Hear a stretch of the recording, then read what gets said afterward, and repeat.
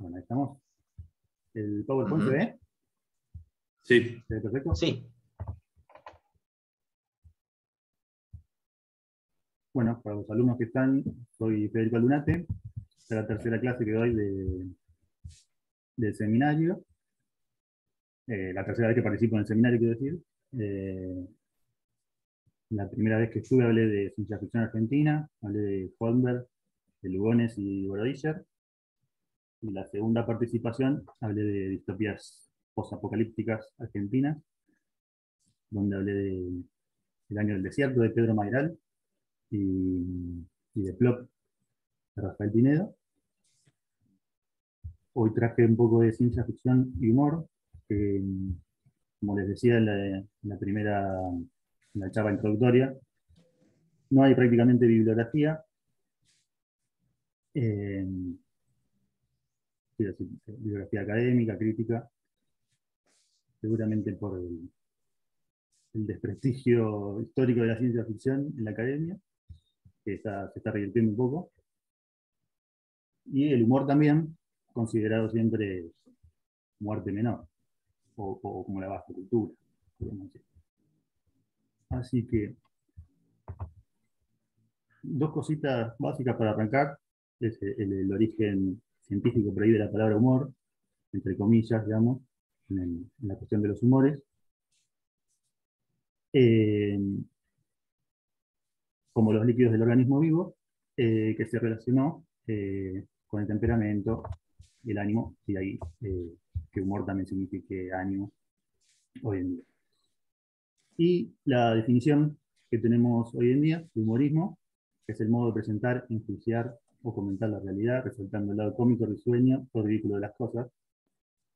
Mantengamos esa definición para ver si nos sirve o no. Bueno, la primera aproximación teórica al humor está en Poética, de Aristóteles.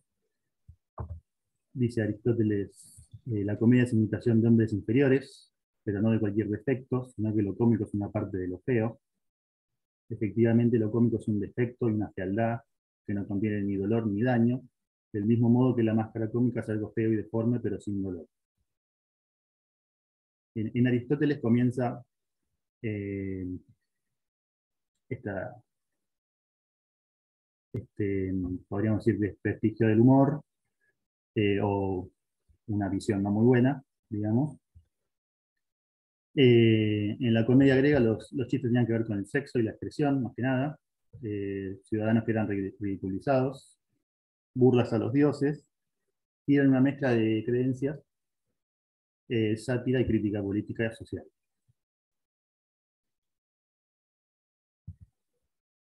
Tenemos más adelante, por 2000 años no se habla de humor, más o menos. Probablemente hay algo, pero estoy diciendo las definiciones más importantes, digamos, de la historia. Y está un escrito que se atribuye a Molière, comediante francés, aunque posiblemente sea anónimo, de 1667, que dice que para conocer lo cómico es preciso conocer lo racional, de lo cual lo cómico señala su ausencia. Y debemos ver en qué consiste lo racional. La incongruencia es el corazón de lo cómico. Y de esto se sigue que toda mentira, disfraz, engaño y disimulo, todo cuanto en el exterior se muestra diferente de la realidad, toda contradicción de hecho entre acciones que proceden de una misma fuente, todo es en esencia lo cómico. Esa es una definición importante que va a derivar en una teoría. La continúan en Schopenhauer y Hegel en el siglo XVIII. Dicen lo cómico es la percepción de un contraste, un contrasentido o una incongruencia, similar a lo que decía Moret. Vendría de una, esto es nuevo, vendría de una subversión o divergencia con respecto al sistema de valores vigentes en un determinado grupo social. Por lo tanto, depende de la cultura, la época. Bueno, vamos a ver tres teorías. Estoy dando un poco de teoría del humor como para introducirnos en el tema, a ver si algo nos sirve para después, para los cuentos. Tres teorías, más que nada, hay sobre el humor. Teoría de la superioridad, incongruencia y de la descarga. La de la superioridad es la que más viene de la tradición griega. Desde Platón sostiene que toda experiencia humorística surge como manifestación del sentimiento de superioridad del hombre hacia el hombre. Los filósofos de la antigüedad encontraban la risa inmoral y arrogante porque al descubrir un vicio o una desgracia en el otro y reírnos de ello, solo provocaremos una reacción violenta. Aristóteles confirma eso, el que ríe de otro afirma más o menos orgullosamente su yo. Hobbes y Bergson están en esta misma línea. Hobbes dice, reírse de los errores o los defectos de otros es un signo de pusilanimidad, pues la labor de las grandes mentes es la de ayudar y liberar a los otros de su desdén. Esto es lo que decía de la visión negativa del humor. Este, eh, como algo violento. Bergson dice que esto supone un elemento psicológico de agresividad. Una forma civilizada de liberar un cúmulo de emociones e impulsos que reprime la vida social. Tiene que ver con humillar, como por acá, un correctivo social, lo considera Bergson. Y Baudelaire dice, el hombre muerde con la risa. Acá seguimos con la teoría de la incongruencia, que es la de Schopenhauer, justamente. La risa proviene de la convergencia inusual, inconsistente o incompatible de ideas, situaciones, conductas o actitudes. Todo lo que rompe una secuencia esperada provoca risa. Averiguo esto de Schopenhauer, que antes no lo dije. La causa de lo risible está siempre la subjunción, inclusión paradójica y por tanto inesperada, de una cosa en un concepto que no le corresponde. Y la risa indica que de repente se advierte la incongruencia entre dicho concepto y la cosa pensada. Mientras más haya incompatibilidad, más intensa la risa. Y por último, Sheffer dice: la risa o el placer asociado a la risa es el resultado de la percepción de una incongruencia en un contexto lúdico. Esto es en ausencia de racionalidad. Eso es lo mismo que decía Moria. Quizás agrega la cuestión del contexto lúdico, que antes no estaba. Y por último, la teoría de la descarga, que es del siglo XIX y es freudiana, básicamente, que dice que el humorismo, comicidad y chiste son fuentes de placer porque ahorran al individuo un gasto de energía psíquica. El placer del chiste surge de un gasto de inhibición ahorrado, el de la comicidad de un gasto de representación ahorrado, y el del humorismo de un gasto de sentimiento ahorrado. El placer proviene del ahorro. Coinciden los tres casos en recuperar desde la actividad anímica un placer que se ha perdido por el propio desarrollo de esa actividad. Ahora habla de la parte social. El chiste es un mecanismo anticultural. Bueno, vean que separa chiste de comicidad y de humorismo. Muchas veces se usa todo junto, pero no es el caso de todos los autores. Algunos optan por diferenciarlo. El chiste es un mecanismo anticultural. Dedica un libro entero a esto, el chiste y su relación con el inconsciente. El chiste es un mecanismo anticultural socialmente aceptado que permite superar una represión con un efecto revelador. Disfrazándolos como chistes se pueden abordar libremente temas tabú y decir muchas cosas que normalmente no se dicen. Es irracional e involuntario. Vean que siempre están las mismas palabras en todas las definiciones igual, pero con una idea diferente. A diferencia del sueño, que es lo otro que más trata el psicoanálisis, que es asocial, el chiste es social. Es de todas las funciones anímicas la más social. El proceso de represión involucrado en el chiste es inconsciente, por lo cual se concluye que no sabemos de qué reímos. Esto se llamó la paradoja de Freud. No por Freud, obviamente, otra persona le puso, que creo que fue Bergson, no recuerdo ahora. Todo esto está en una tesis sobre el humor, que si alguno lo necesita en un momento, se la puedo pasar. Bueno, esto es lo que les decía de separar los conceptos, humorismo y comicidad. A veces se pueden usar por separado. La comicidad puede venir del deseo de reírse, o de algo de alguien que consideramos inferior, o de una simple necesidad de expresión lúdica. Y el humorismo se origina al calor de un escepticismo político, existencial o de cualquier otro tipo. Digamos, la comicidad como algo que tiene que ver más con reírse, y el humor algo que hace pensar. Pero ya les digo, a veces se utilizan como sinónimos. Bueno, definiciones de ciencia ficción como para tratar de mechar las dos teorías, que son las definiciones básicas. Por suerte pueden encontrar caricaturas de casi todos los protagonistas. Esta de Todorov, está muy linda. Bueno, Todorov decía, se trata de relatos en los que, a partir de premisas irracionales, los hechos se encadenan de manera perfectamente lógica. Darko Subin, que es la definición que más usamos por lo general, en el seminario, en general en los trabajos de ciencia ficción, que es la ciencia ficción aparte de una hipótesis ficticia literaria y la desarrolla con rigor extrapolativo científico, produciéndose como resultado un efecto de extrañamiento. El uso de este extrañamiento se asume una perspectiva propia de la ciencia ficción que ve las normas de una época como únicas y transformadas. Así que básicamente la ciencia ficción se distingue por el extrañamiento cognitivo. Eco habla de los contrafácticos, y básicamente tenemos ciencia ficción cuando la especulación contrafáctica sobre un mundo estructuralmente posible se hace extrapolando a partir de algunas tendencias del mundo real la propia posibilidad del mundo futurible. Y Jameson, el teórico del posmodernismo, agrega la relación con el realismo. La ciencia ficción es un género representacional, utiliza todo el bagaje del realismo, pero un realismo de estructura temporal compleja, que más que brindar imágenes del futuro, desfamiliariza y reestructura nuestra experiencia acerca de nuestro presente. Digamos que corrige un poco lo que dije.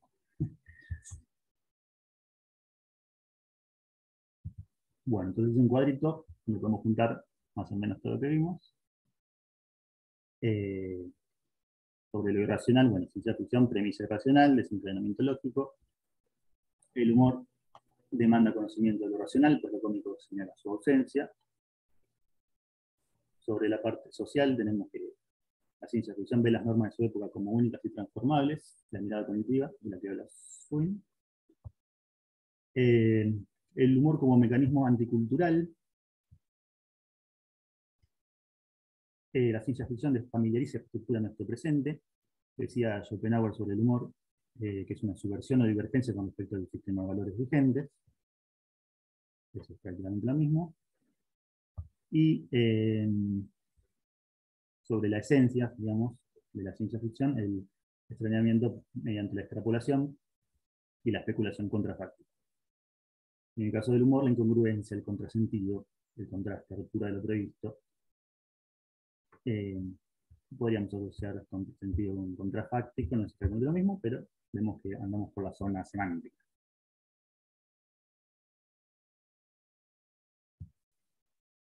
Bueno, Mark Wolf, ustedes saben, es el libro que se usa en la cátedra sobre los mundos posibles.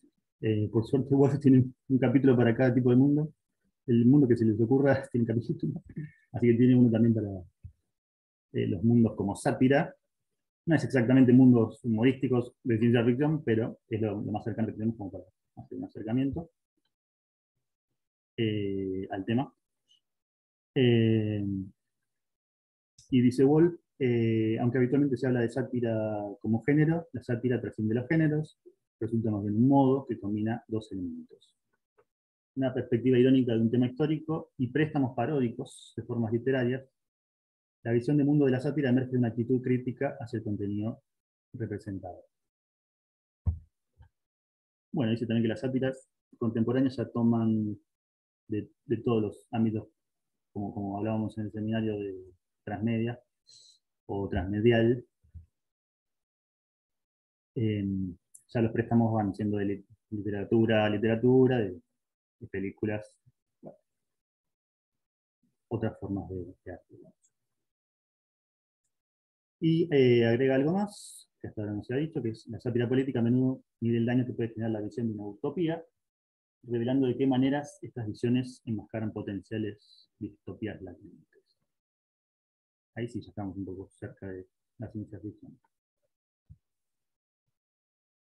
Bueno, en la terminología del world building hay dos aspectos a destacar en los mundos como sátiras, que es la presencia de características estructurales que crean una polémica políticamente cargada, un argumento explícito acerca del funcionamiento de la estructura homóloga en el mundo real. Y segundo, el uso de dispositivos humorísticos, bromas, gags, caricaturas, hipérbole, contraste absurdo, etc. Explora la divergencia entre el mundo construido y el real. Tengamos en cuenta esto para el estudio de los cuentos. Y bueno, da un montón de ejemplos. Wolf. Wolf en realidad es el libro. Este capítulo no sé si es exactamente de él, creo que es de algún otro crítico. Hace un recorrido desde Aristófanes, donde se veían sátiras de la política ateniense. Después tenemos Luciano de Samosata, el primer viaje fuera de la Tierra. En la literatura satiriza la inclinación humana hacia la guerra a través de una lucha armada entre habitantes de la Luna y del Sol. Esto del siglo II, después de Cristo. Prologado por el amigo Martín Felipe, en una edición reciente.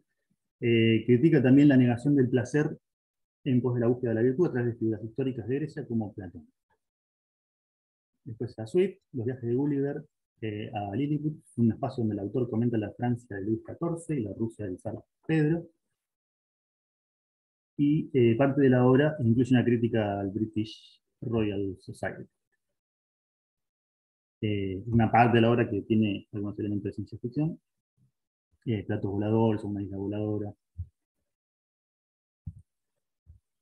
Bueno, incluye también a Rabelais y Cervantes, como una sátira de Francia y España medieval, las Francia y España medievales.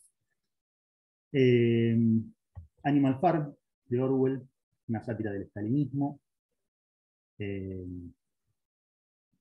tiene su adaptación al cine, muy conocida. Imagina la Revolución Rusa a través de la rebelión de los animales en la granja contra los humanos y los cerdos.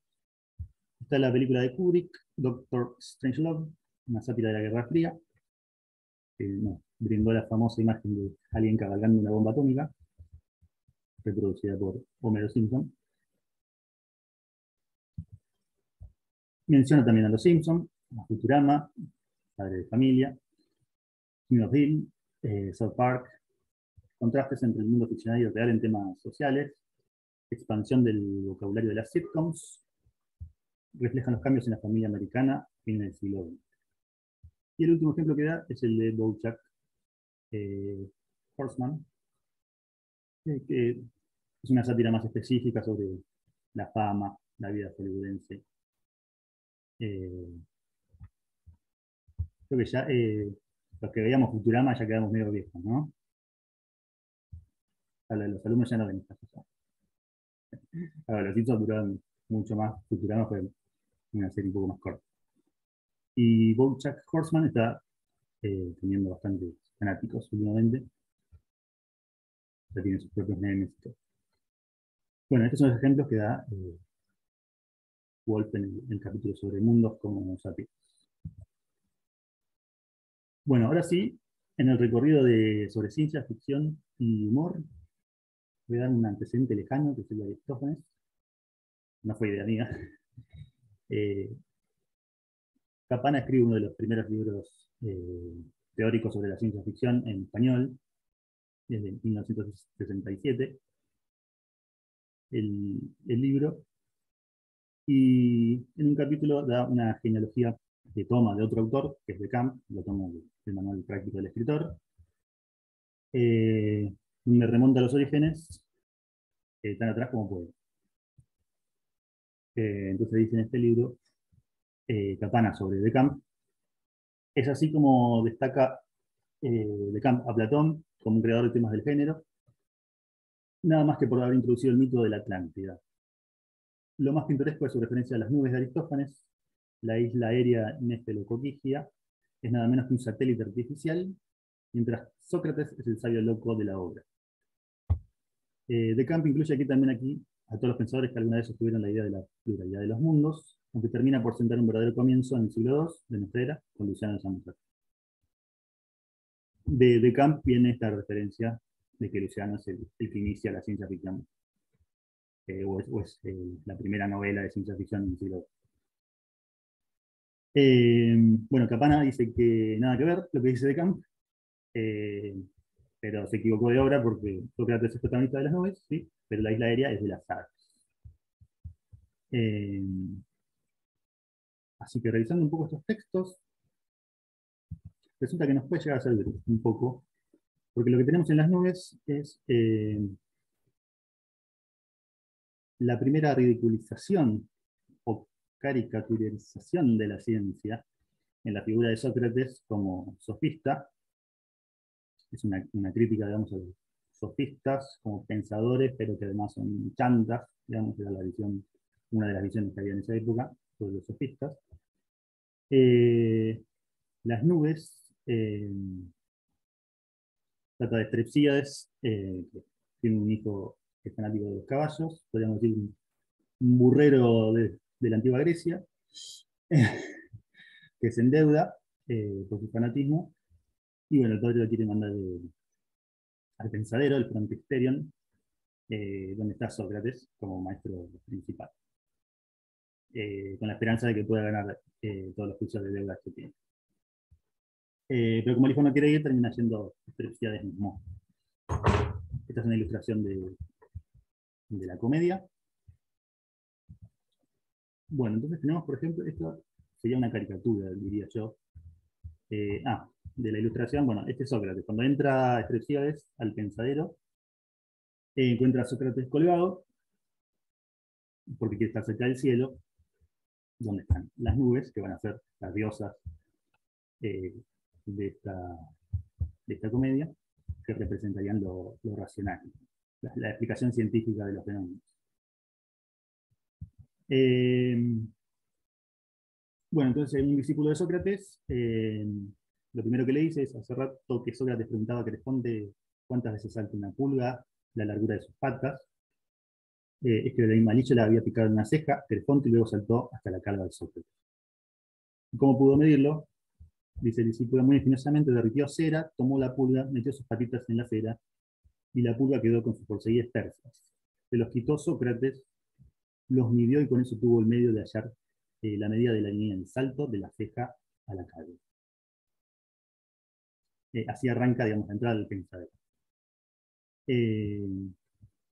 Inmediatamente, dice Strepsíades, ese que mira el cielo con su culo, pregunta por eso, y dice el discípulo se está instruyendo en la astronomía, pero tiene su propio método. Fíjense cómo hay una burla ya de los científicos de entrada, que es esta imagen de acá de los astrónomos.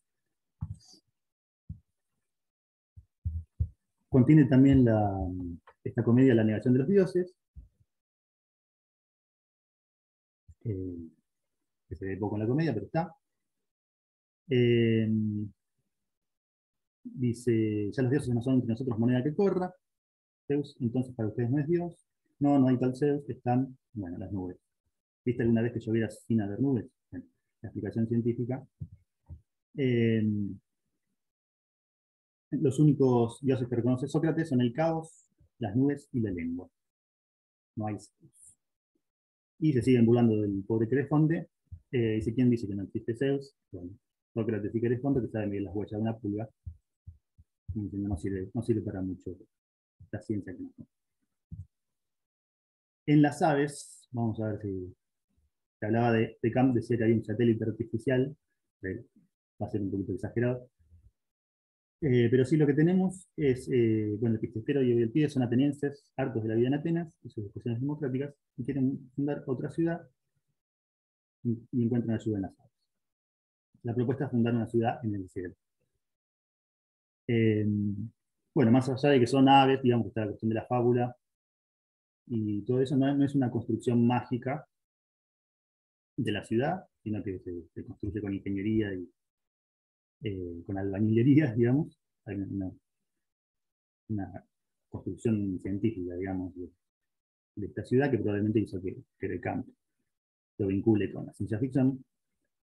Pero lo que sí tenemos es la cuestión de la utopía y distopía que mencionaba Wolf. Esta ciudad que quieren fundar es una utopía. Las aves quieren una ciudad-estado tranquila donde gobiernen como dioses sobre los hombres, le van a pedir a Zeus que les devuelva el imperio sobre los hombres, ¿no? Tal vez tiene algo de tiranía, pero para las aves va a ser el mejor mundo posible. Pero ¿qué se encuentran en la fundación de la ciudad? chantaje, burocracia y crimen. O sea, tal como decía Wolf, la sátira tiene esta cuestión de revertir esa idea utópica que se tiene y pasar a la historia. Y estos personajes que les caen en el... bajo calidad de sonido. Tenemos, por ejemplo, el oraculero, trae un oráculo pidiendo plata a cambio, básicamente, pidiendo unos zapatos, una copa, un puñado de entrañas.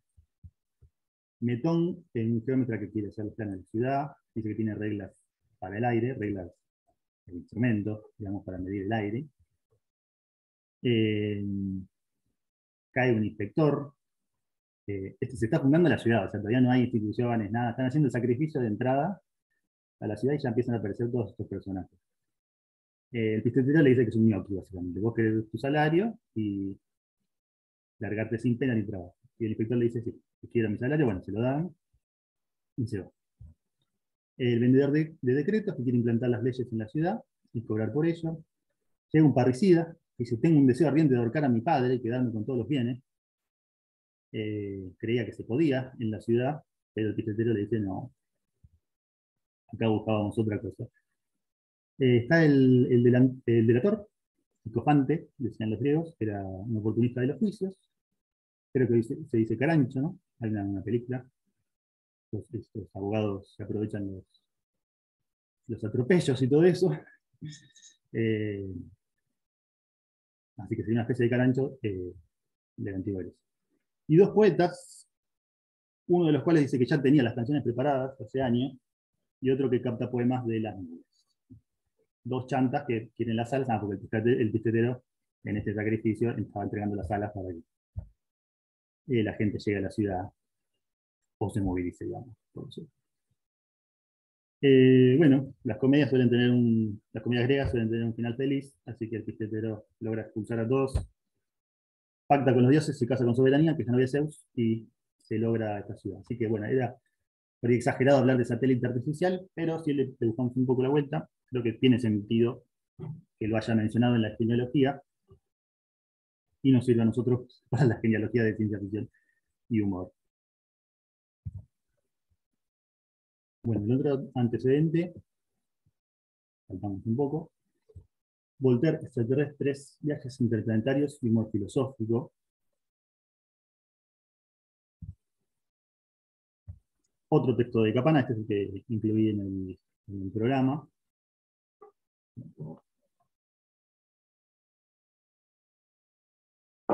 Es de 1979. Bueno, acá les hablo un poco de la revista. Fue una previa del péndulo como apéndice de la revista Humor. Eso también nos sirve para la genealogía, aunque la revista El Péndulo, que es una revista importante de ciencia ficción en Argentina, empezó desde este anexo de ciencia ficción a una revista humorística, aunque se vendían por separado. Y dice Capana, en la introducción a un texto en este suplemento, que se llama igual Humor y Ciencia Ficción, el artículo que está dentro de la revista. Y dice, en el pasado de la ciencia ficción existe toda una prosapia de críticos que han empleado la fantasía para utilizar las costumbres y las ideas de su tiempo. Quizás el mayor de todos sea Jonathan Swift, como indicaba Wolf. Y detrás de una apariencia inocente, los viajes de Gulliver apuntan a socavar el orgulloso sentido de superioridad del hombre moderno. Swift es melancólico, pero más siguiente es sin duda Voltaire, quien en sus Micromegas de 1752 hace estallar en carcajadas a dos visitantes extraterrestres cuando un filósofo les explica que el universo solo ha sido creado para satisfacer al hombre. Un siglo antes, Cyrano de Bergerac había escrito sus viajes a la Luna y los estados imperios del Sol para exponer su filosofía heterodoxa, tanto para eso como para burlarse de esa ingenua concepción.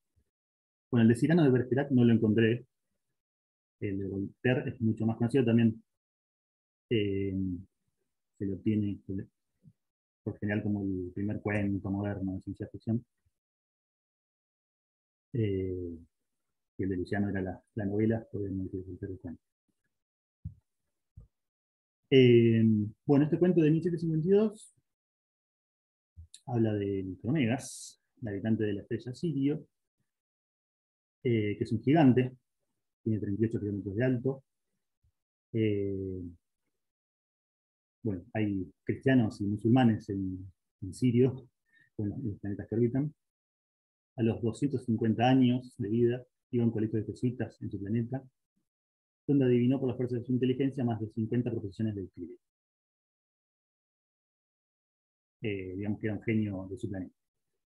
A los 450 años, después creo que se dice cuánto viven en total, escribió un libro sobre insectos y el muftí, el consulto musulmán, lo acusa de hereje por comparar las pulgas de Sirio con los caracoles. Loco que menciona las pulgas igual que Aristófanes, ¿no? Luego del juicio comienza a viajar por otros planetas usando un rayo de sol, cabalgando un cometa o a bordo de un globo. Bueno, llega a Saturno, donde se ríe de que sus moradores son más pequeños, aunque también son gigantes con respecto a nosotros, y suelta una risa de superioridad. Bueno, en la Academia de Saturno conoce al coprotagonista, digamos, del cuento, que le dice que los saturninos tienen 72 sentidos. Micromegas le contesta que en Sirio son 100 sentidos. Pero aún así, con 72 sentidos, los saturninos todos los días se lamentan de la escasez y, no obstante, nuestra mucha curiosidad y la expresión de nuestros 72 sentidos nos sobra tiempo para aburrir. Micromegas le dice, lo mismo, nos quedan no sé qué vagos deseos, no sé qué inquietud que sin cesar nos avisa que somos chicos, cosas y que otros seres más.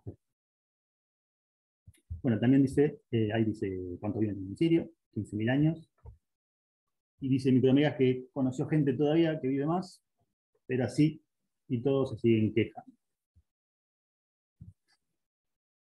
Bueno, Micromegas está una predicción, hay una predicción, que cuando pasan por Marte ven las dos lunas, que se descubrieron 100 años después, 120 años después.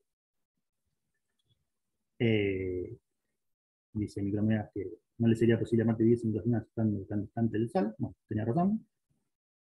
Llegan a la Tierra, donde almuerzan dos montañas, y no pueden ver a los humanos porque son muy chiquitos. Bueno, consideran átomos. Bueno, y la parte más cómica, que es la que menciona Capana, a la que hace referencia Capana, es que los seres humanos les van nombrando distintos filósofos para explicarle a Micromegas qué es el alma y cómo se generan los espíritus. Pero, ¿qué pasa? El que representa a Aristóteles, digamos, le muestra un texto en griego sin saber griego, le dice que el espíritu es lo que no es materia, como una piedra, pero no puede definir qué es la materia tampoco. El de Malebranche dice que no piensa, que sus acciones son voluntad de Dios. El de Leibniz dice el alma es el puntero de un reloj que señala las horas mientras las toca mi cuerpo, o bien el alma las toca mientras el cuerpo las señala, o mi alma es el espejo del universo y mi cuerpo el mar.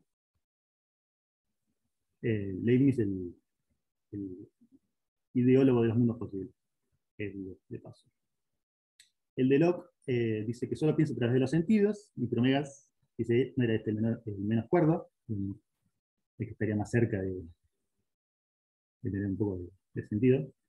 Y finalmente, bueno, un sacerdote cristiano le dice que todo fue creado para el hombre. Bueno, ahí Micromegas se va, les deja un libro, los humanos lo llevan a la Academia de Ciencias de París, se supone que el libro les iba a decir el porqué de todas las cosas, y cuando lo abren, por supuesto, está en blanco. Bueno, esos son los dos antecedentes hasta ahora. No sé si querían comentar algo.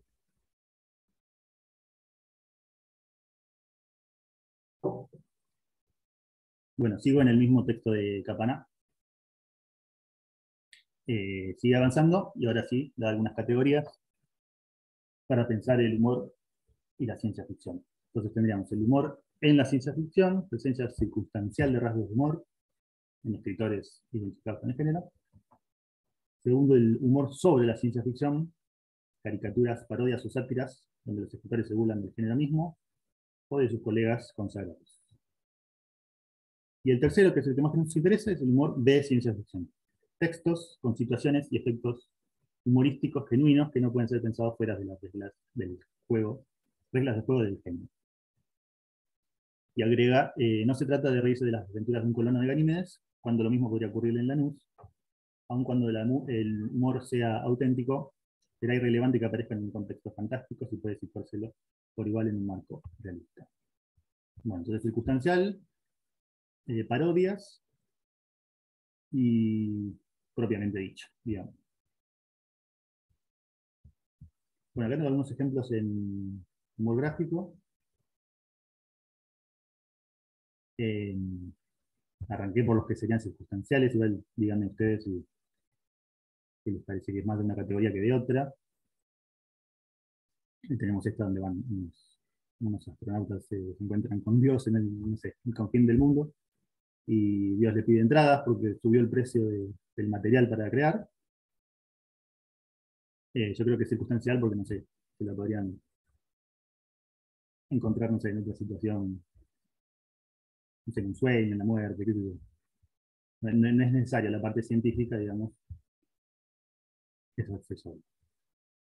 Este podría estar entre circunstancial y paródico de los viajes espaciales, supongo.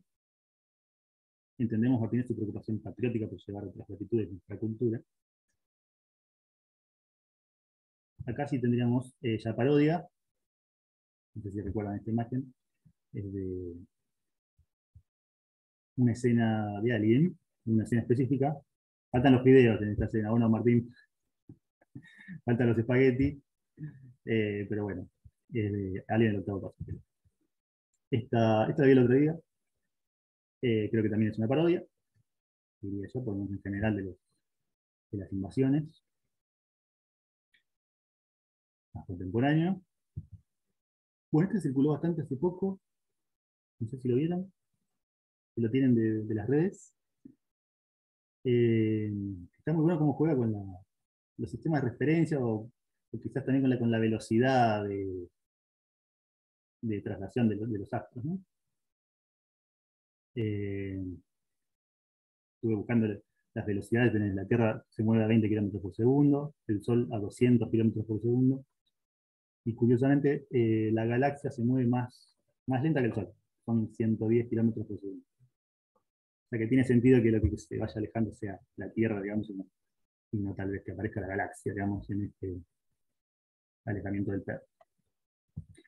Este se lo había mandado a los compañeros del seminario, que juega un poco con los objetos autoexistentes. Acá ya estaríamos en la última categoría de Capana, creo yo. Es que no tenemos referencia de dónde empieza la pizza. Puede ser también una parodia del cuento de Heinlein, de todos tres zombies, que también habla de este tipo de objetos, pero centrado en una persona que se vuelve su propio padre y madre al viajar en tiempo. Es una versión humorística quizás de ese tipo de cuentos de ciencia ficción. Bueno, ahora sí podemos arrancar con algunos cuentos. Eh, Primero el de Italo Calvino. Este es el único que viene en una cátedra de la facultad, que es en italiana, no sé si alguien cursó. Se ve vagamente. Es parte de las cosmicómicas, que son varios cuentos que siempre empiezan con alguna cuestión teórica de la ciencia y, y va especulando y haciendo chistes sobre ese tema. Está muy bueno el libro, interesante. Bueno, y en este caso, todo en un punto empieza con esta sentencia que dice: con arreglo a los cálculos iniciados por Edwin Hubble sobre la velocidad de alejamiento de las galaxias, se puede establecer el momento en que toda la materia del universo estaba concentrada en un solo punto, antes de empezar a expandirse en el universo. Digamos que refiere al Big Bang o al momento previo al Big Bang, sea lo que eso sea. Bueno, la estructura del mundo posible, vamos a seguir un poco a Wolf en términos teóricos. Bueno, en estas primeras oraciones ya define el world building. No había espacio ni siquiera para estar apretados, cada punto de nosotros coincidía con cada punto de los demás, en un punto único, que era aquel donde estábamos todos. ¿Cuántos éramos? Bueno, nunca pude saberlo, ni siquiera aproximadamente. Para contar hay que poder separarse, por lo menos un poquito uno de otro, y nosotros ocupábamos todos el mismo punto. ¿Cuál sería la estructura homóloga? Lo que planteaba Wolf. Dice, contrariamente a lo que podría parecer, no era una situación que favoreciese la sociabilidad. Sé que, por ejemplo, en otras épocas los vecinos se frecuentan. Allí, en cambio, como todos éramos vecinos, no había siquiera un buenos días ni un buenas noches. O sea, el vecindario. No tenemos la singularidad, si quiere, como estructura de mundo, y el vecindario como referencia al mundo real. Bueno, estos son los personajes, muy extraños los nombres. Tal y como decía Wolf, lo segundo que hay que hacer en este tipo de cuentos es empezar a bromear con la estructura del mundo. Dice entonces, había también la mujer de limpieza, adscrita a la manutención, la llamaban una sola para todo el universo, dado lo reducido del ambiente. A decir verdad, no tenía nada que hacer en todo el día, ni siquiera quitar el polvo. Dentro de un punto no puede entrar ni un granito de polvo. Y se desahogaban continuos chismes y lamentos. Bueno, hay un costado satírico, es un cuento muy corto, así que cada elemento es simplemente un pequeño párrafo, un par de oraciones. Hay una familia de emigrados, dice, se tropezaba siempre con los trastos de la familia Tzu, ya se va definiendo cómo es esta familia, catres, colchones, cestas, estos Tzu, si uno se descuidaba, con la excusa de que era una familia numerosa, hacían como si no hubiera más que ellos en el mundo, pretendían incluso tender cuerdas a través del punto para poner a secar la ropa. Pero también los otros tenían su parte de culpa con los Tzu, empezando por la calificación de emigrados, basada en el supuesto de que mientras los demás estaban allí desde antes, ellos habían venido después. Me parece evidente que este era un prejuicio infundado, que no existía ni un antes ni un después, ni otro lugar de donde emigrar, pero había quien sostenía que el concepto de emigrado podía entenderse al estado puro, es decir, independientemente del espacio y del tiempo.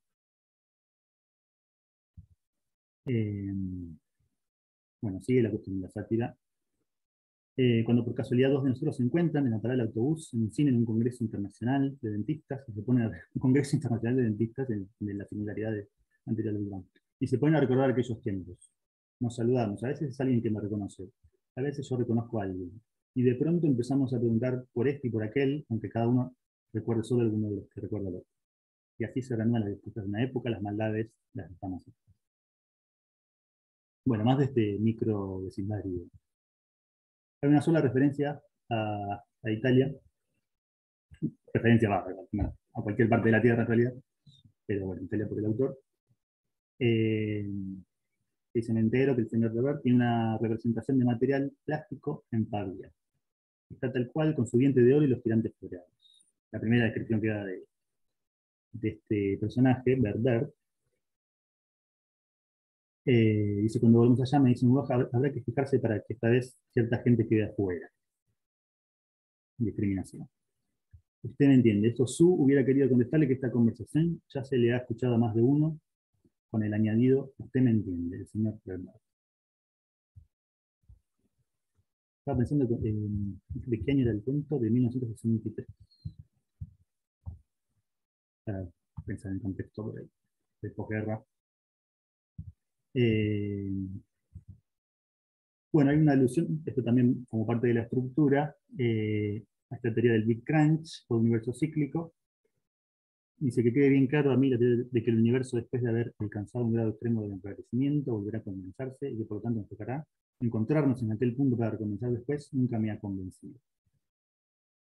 Curiosamente, hoy en día está bastante descartada la teoría de Big Crunch por haber encontrado la aceleración en el alejamiento de las galaxias. Una segunda broma con la estructura. Dice, el gran secreto de la señora Pinco es que nunca ha provocado celos entre nosotros, ni tampoco chisme. Que se acostaba con su amigo, el señor de Fox, era sabido, pero en un punto, si hay una cama, ocupa todo el punto. Por lo tanto, no se trata de acostarse, sino de estar en la cama, porque todo el que está en el punto está también en la cama. Por consiguiente, era inevitable que ella se acostara también con cada uno de nosotros. La felicidad que me venía de la señora Finco era al mismo tiempo la de esconderme, yo puntiforme en ella, y la de protegerla a ella puntiforme en mí. Era contemplación viciosa, eh, dada la promiscuidad del converger puntiforme de todos en ella, y al mismo tiempo casta, dada la impenetrabilidad puntiforme de ella. Es genial, ¿no? Eh, bueno, ¿cómo se produce el Big Bang? Ya que estamos en la singularidad, tiene que haber un Big Bang, ¿no? Eh, se va a producir mediante el amasado de unos tallarines, como buen cuento italiano. Muchachos, si tuviera un poco de espacio, dice, ¿cómo me gustaría amasarles unos tallarines? Y en aquel momento todos pensamos en el espacio que hubieran ocupado los redondos brazos de ella, moviéndose adelante y atrás con el rodillo sobre la lámina de masa. El pecho de ella bajando lentamente sobre el gran montón de harina y huevos que llenaba la ancha tabla de amasar, mientras sus brazos amasaban blancos y untados de aceite hasta el codo. Pensamos en el espacio que hubiera ocupado la harina y el trigo para hacer la harina, y los campos para cultivar el trigo, y las montañas de las cuales bajaba el agua para regar los campos, y los pastos para rebañar las terneras que darían la carne para las aves. Bueno, avanza un poco. En la cantidad de estrellas y galaxias, aglomeraciones galácticas en fuga por el espacio que serían necesarias para tener suspendida cada galaxia, cada nebulosa, cada sol, cada planeta. Y en el mismo momento de pensarlo, ese espacio infatigablemente se formaba, en el mismo momento en que la señora Finco pronunciaba sus palabras, los tallarines. Muchachos. Bueno, es una referencia a la escritura del Dios, creo yo. No sé si les suena. Fíjense la escritura del Dios, de Borges, que dice, ¿qué tipo de sentencia me pregunté? Construirá una mente absoluta. Consideré que aún en los lenguajes humanos no hay proposición que no implique el universo entero, decir el tigre es decir los tigres que lo engendraron, los ciervos y tortugas que devoró, el pasto de que se alimentaron los ciervos, la tierra que fue madre del pasto, el cielo que dio luz a la tierra. Hasta conservó la parte del pasto, ¿no? Que decía. El trigo para hacer la harina, los campos, las montañas y los pastos para los rebaños internos. Así que también lo podemos considerar en parte parodia. No sé cómo lo ven ustedes. Tiene algo de parodia y tiene algo de cuento de ciencia ficción, o sea, humor de ciencia ficción.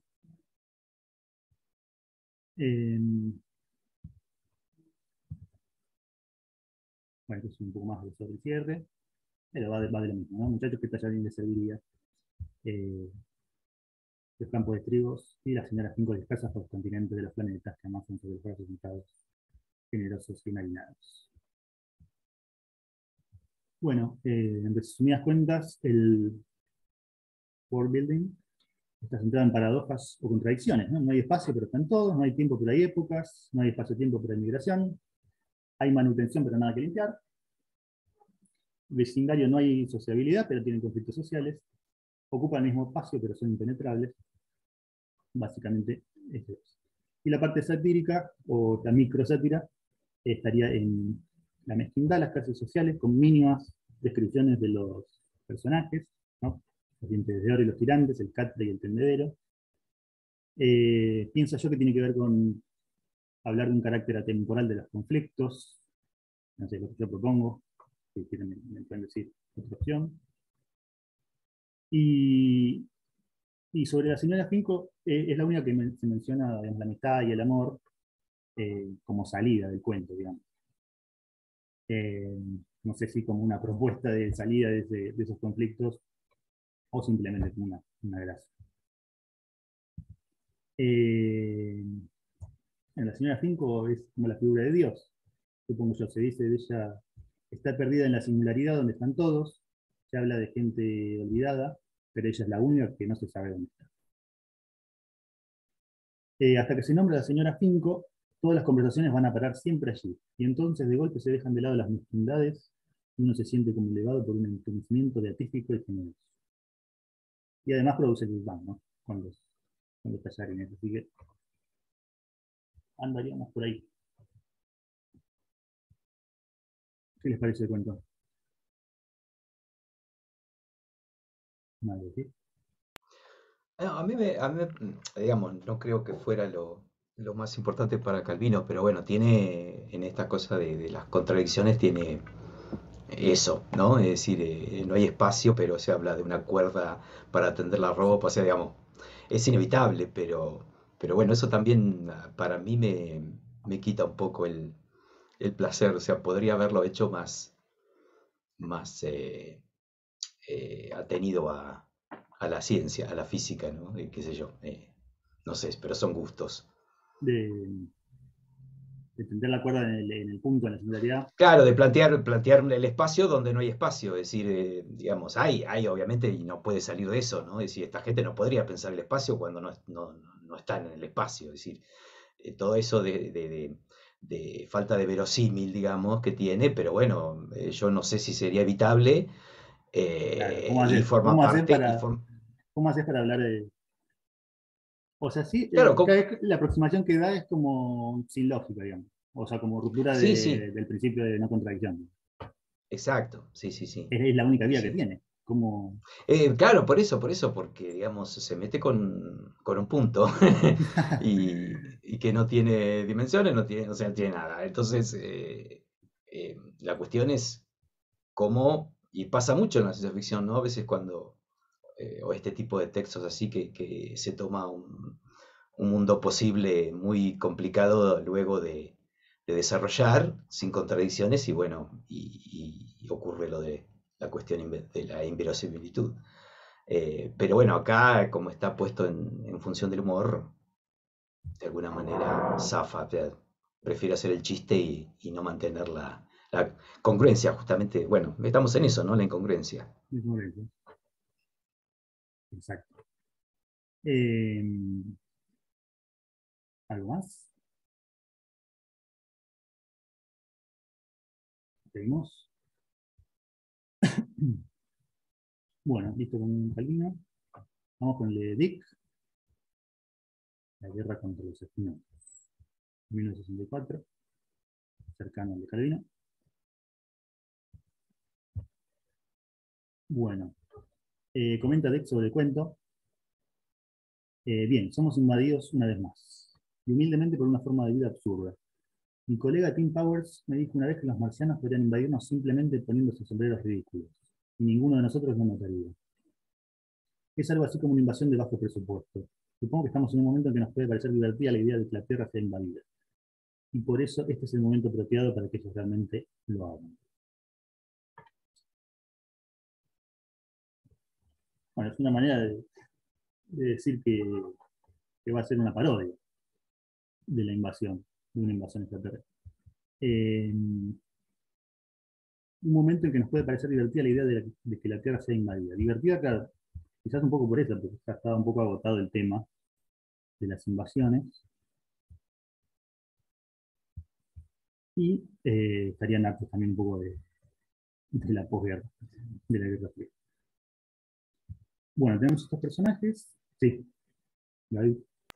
No, no, que está bueno eso porque justamente, digamos, la cuestión de que en cuanto uno baja la guardia, porque ya está tan acostumbrado a leer sobre invasiones y que esto que el otro, que lo da por descontado y justamente ese es el momento adecuado para invadir.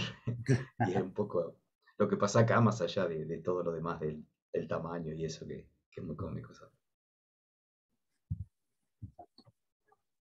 Bueno, tenemos Capitán Lightfoot, Major Hawk, Señorita Smith, y los alemanes que siempre están, los alemanes siempre, en las horas de David, el Lord Felddown y el general Holzklicker y Starshnikov. Eh, bueno, el world building básicamente se centra en los Snulls, miden 60 centímetros en su forma original, y ya desde el principio se empiezan a burlar los personajes de ellos. Un Snull parece un obsequio promocional en la inauguración de un supermercado, junto a globos y la orquídea pública. Cuando uno tomaba una forma en particular, todos los demás también lo hacían. Por supuesto, esto les facilitaba su localización a los agentes de la ciudad. Bueno, su objetivo es la dominación del sistema solar. Ya vienen de 20 años fallando, eh, y no entienden el concepto de tamaño. Esto es lo más parecido que encontré de la serie animada de Hombres de Negro. Curiosamente empiezan con F también. No sé si se habrán basado en eso. Eh, no aparecen en la película. En la película aparecen los que serían los buenos, que son los arquilianos, en la serie animada pusieron a los malvados. Bueno, en esta escena está clara la cuestión de la parodia, como la invasión como una cuestión ya de museo, ¿no? Dentro del cuento mismo. Dice, en el Museo Smithsoniano había un inmenso Fnul de casi 1 metro de altura, disecado y preservado en un cubículo que representaba su hábitat natural. Durante años los niños de las escuelas se asombraron ante este Fnul, exhibido con una pistola que apuntaba a los terráqueos inocentes. Cuando se apretaba un botón, los niños hacían que los terráqueos huyeran, tras lo cual el Fnul los extinguía con su deslumbrante arma de energía solar. Y la presentación retrocedía a la escena original para repetirse una y otra vez. Sobre todo acá, ¿no? Repetirse una y otra vez el agotamiento, digamos, de la forma literaria. Bueno, ¿qué van haciendo los Fnul? Van tomando formas para invadir. La cuestión del sombrero que decía Dick, en realidad son estas formas que en general tienen que ver con empleos. Se hace referencia a 2 invasiones en todo el mundo y se van a centrar en Estados Unidos, Alemania y Polonia. Bueno, en Estados Unidos tenemos los empleados de estaciones de servicio y en la segunda, que es la del cuento, agentes inmobiliarios. En Alemania los asesores ministeriales de finanzas domésticas y los inspectores laborales de la Volkswagen. Y en Polonia tenemos la compañía de bailarines étnicos y ajedrecistas. Bueno, se van haciendo bromas con las formas de la invasión, ¿no? Los Fnul tienen esta inmobiliaria, el pájaro madrugador, donde tratan de venderle terrenos a la gente de la CIA, que por supuesto lo descubre enseguida porque tiene 60 centímetros. Y bueno, y hay una trifulca, la gente de la CIA los trata de capturar, los Fnul disparan, y bueno, finalmente el de la CIA logra meterlos en un helicóptero, y en el helicóptero los Fnul le siguen diciendo, bueno, vos sos algo así como, sos mala onda porque no me compraste el terreno. O sea, súper metidos en el personaje, digamos, de lo que van asimilando.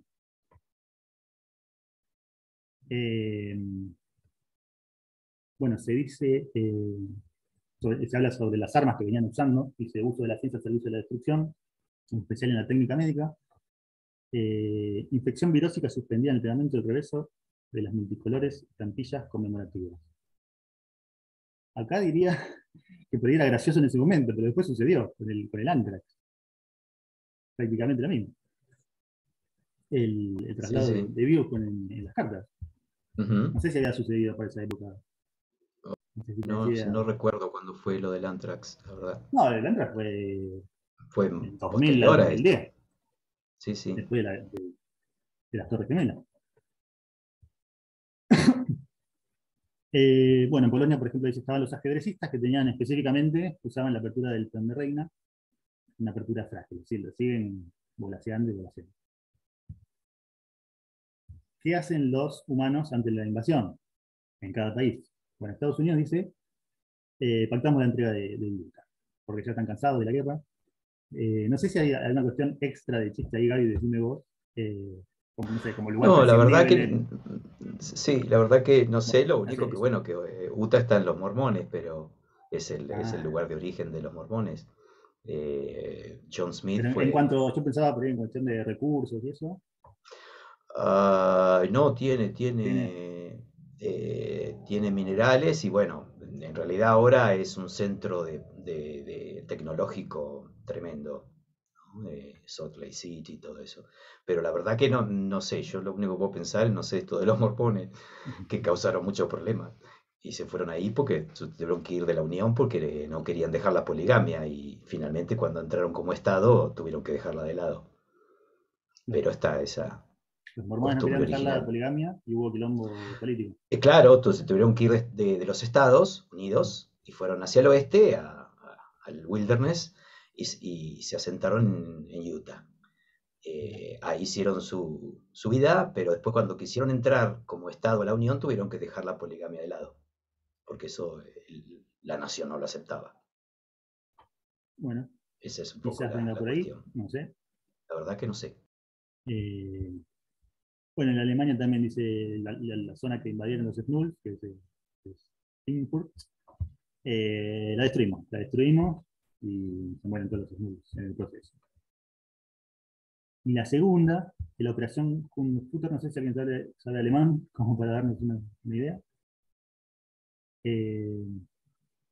es hacer terráqueos de 60 centímetros, los contra Skrulls, para que se infiltren en realidad, no para que los combatan, sino para que se infiltren, lo cual es ridículo, porque si ya son chiquitos, ya los pueden.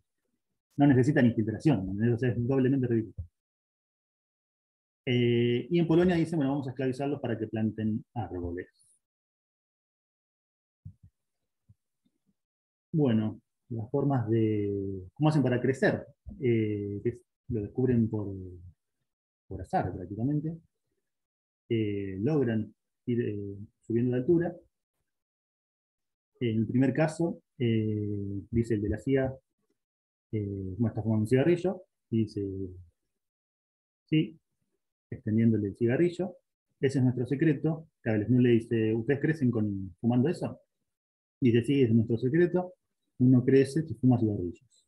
Tenemos a nuestra progenie, especialmente los adolescentes, fumando, sobre todo los jóvenes. Ahí llegan a 1,20. Está este otro personaje del mayor Hawk y la secretaria. Mayor Hawk y la señorita Smith, son de la CIA también, que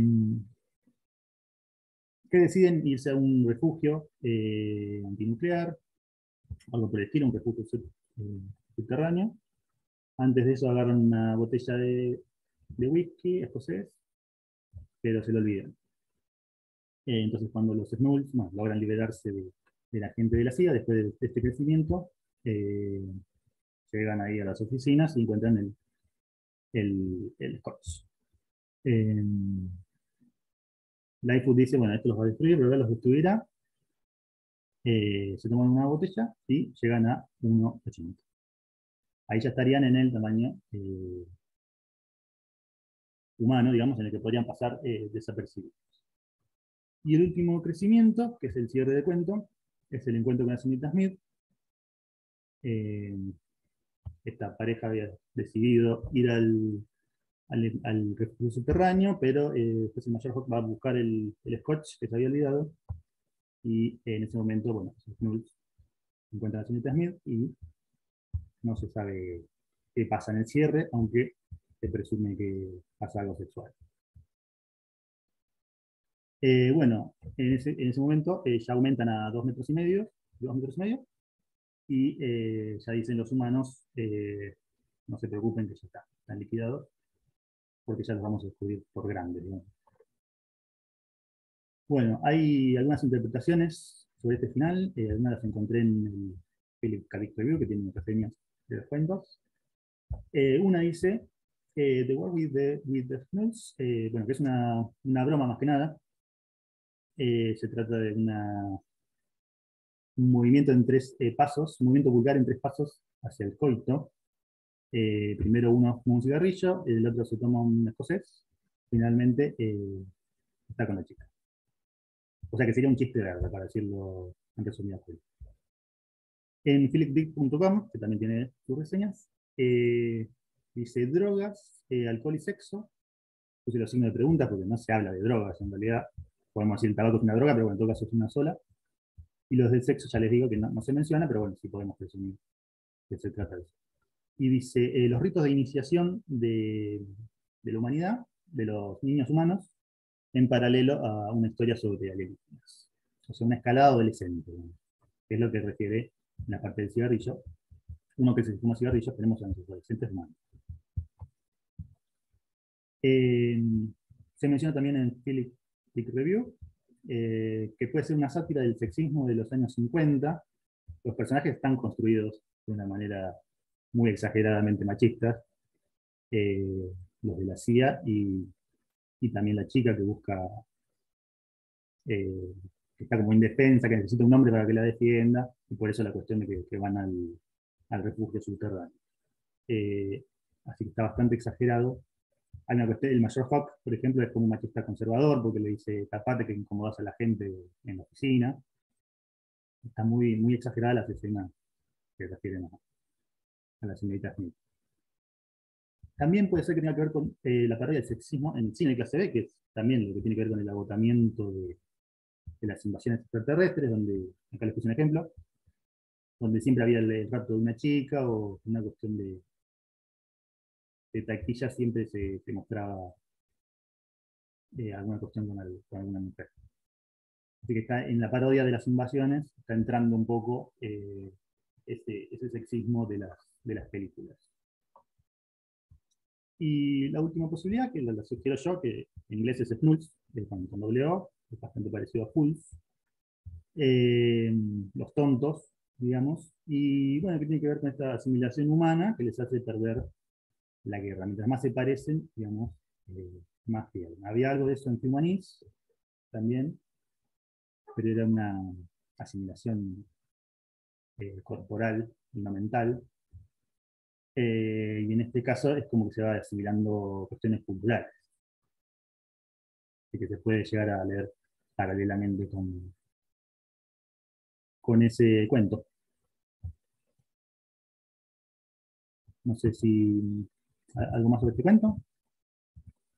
En este momento no me acuerdo el final. ¿Termina que logran invadir o que los anulan de vuelta? No, una Porque vez a mí que me ya quedó llegan a. Sí, Decime, decime. una vez que llegan a 2,50 m, ya se supone que son fáciles de descubrir.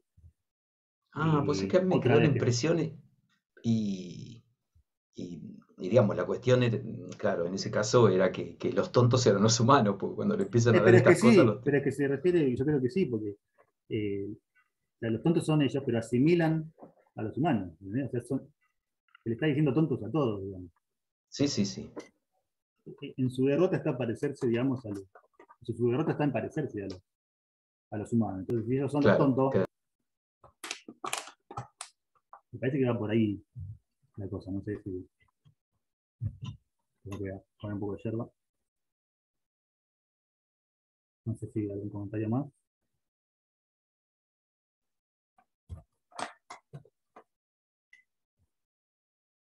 Ya pasamos a.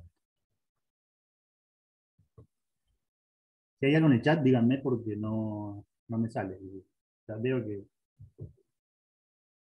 tengo el botón del chat, pero no veo el texto. Sí, cualquier cosa. No, no, no hay ninguna pregunta, nada, de comentario. Bueno, el El de último Joana, fue el de... este me gustó por la propuesta diferente, ¿no? Está compuesto por frases y no un texto narrativo. Se trata del planeta Locrinia, o Locrina. No, creo que Locrinia sería el planeta y Locrina la ciudad del planeta. Hay como una referencia astronómica, algo así.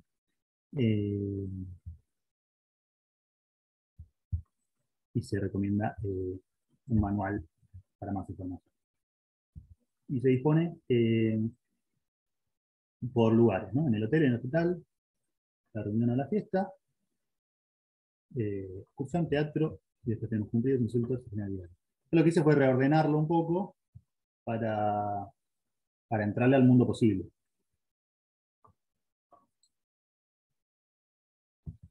Por ejemplo, para ver qué planeta se construyó, digamos, en esto, puse todo lo que tenía que ver con el planeta, que no es mucho. Pero tenemos, por ejemplo, en el hotel, le dicen, esta no puede ser mi habitación porque yo no puedo respirar amoníaco. Más adelante dice, por favor, no dejes salir entre la atmósfera, me resultaría muy poco confortable.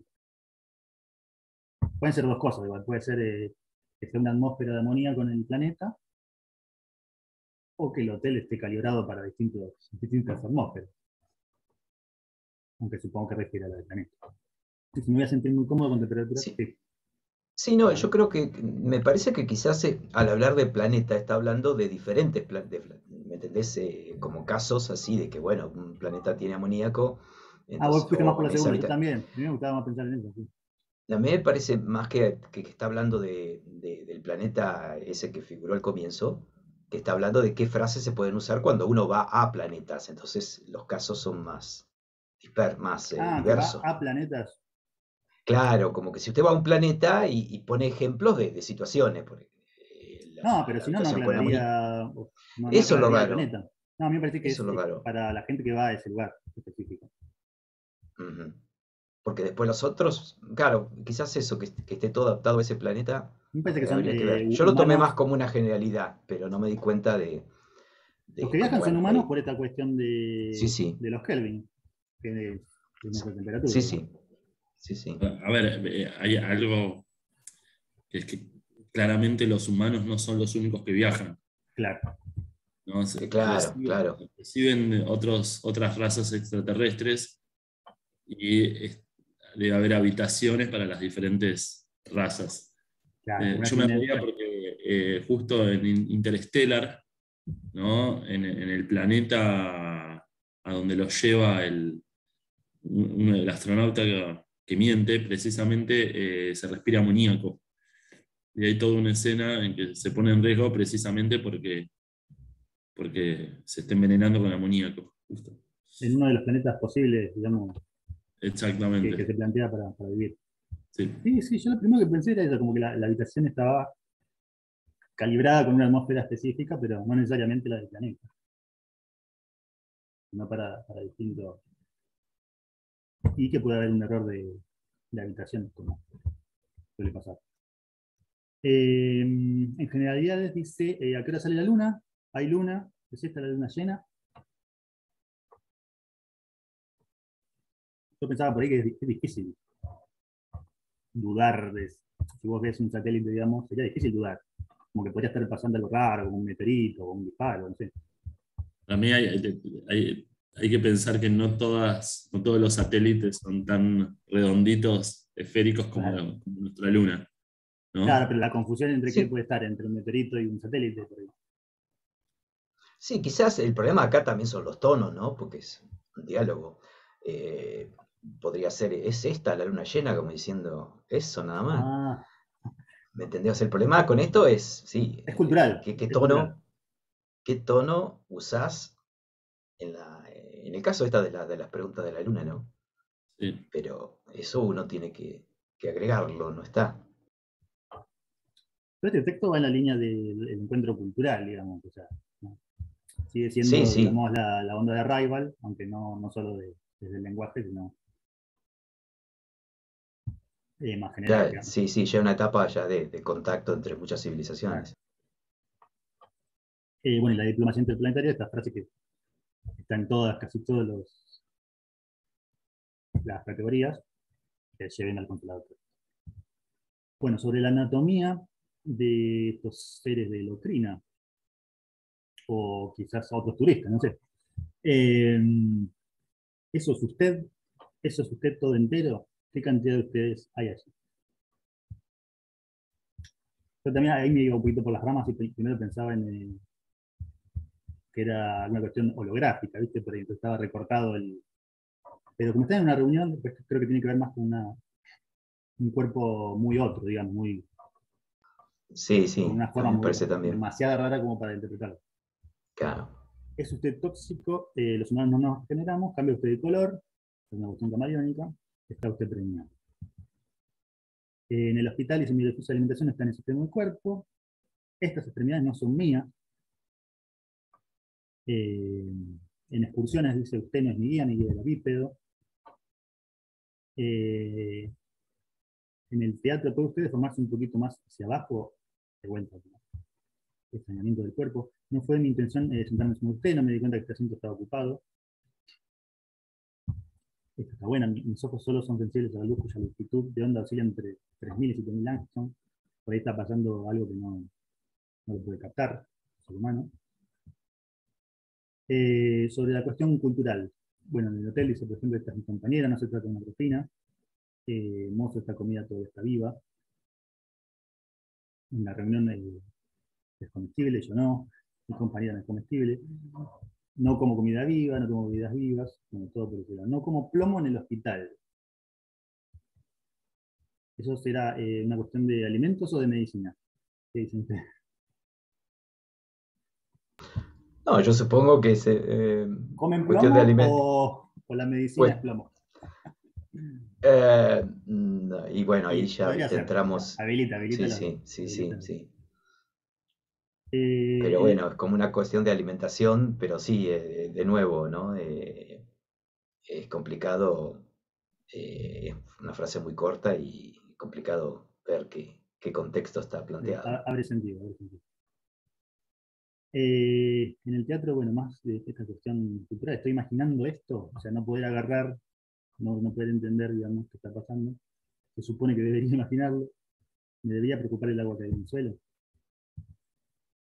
Mis convicciones religiosas me impiden tomar parte en el espectáculo, bueno, vuelta a lo de la comida. Se supone que esto es erótico, puedo llevarme esto a casa. Eh, ¿Es esto parte del espectáculo? A ver, señora, esto es mío extrínseco y esto es mío intrínseco. Ah, a mí también eso me llamó la Yo creo que atención. tiene que ver con extrínseco, sería un objeto, Claro, e intrínseco es parte de tu cuerpo. parte del cuerpo, Entonces sí, alguien se sí. quiere llevar no sé, Tu tu hígado. billetera, tu cartera, qué sé yo, o se quiere llevar tu hígado, claro. Claro.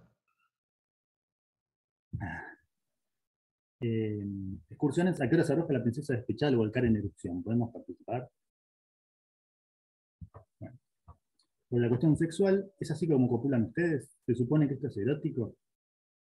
Me siento muy halagado por su amable propuesta, pero no puedo acompañar los esposos de apareamiento, pues soy vivíparo. Bueno, no sé qué tendría que ver. Y Según las pero reglas, a ver, vivíparo, sí, puede copular lo eh, mismo. tal cual. Bueno, contrasentido, incongruente. Según las reglas de la amistad interestelar, deberíamos tener alguna relación física en este punto, pero ruego que me excuse. Hay reglas de amistad interestelar que te obligan.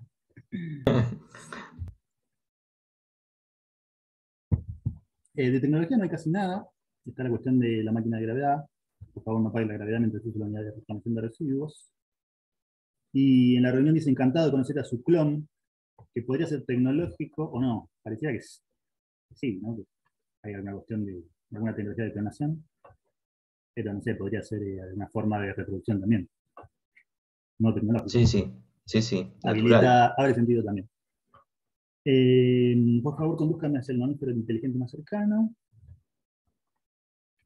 Bueno, ahí la cuestión de los otros turistas o los otros residentes de otros planetas, no sé si se refiere a mamíferos solamente humanos o habrá otros mamíferos extraterrestres, no sé.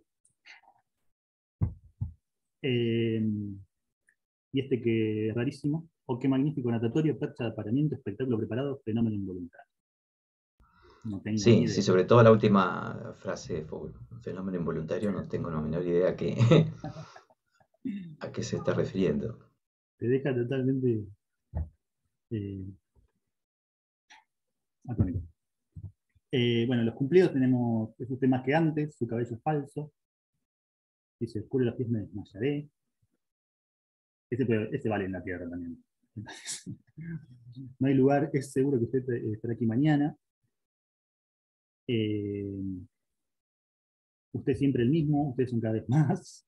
Se le ven los dedos, qué limpio está usted es limpio pero animado. Bueno, esto es de la cuestión corporal, ¿no? ¿Es usted más que antes o será totalmente metafórico? Yo calculo Ustedes son que cada vez más. lo está planteando más físicamente. Claro.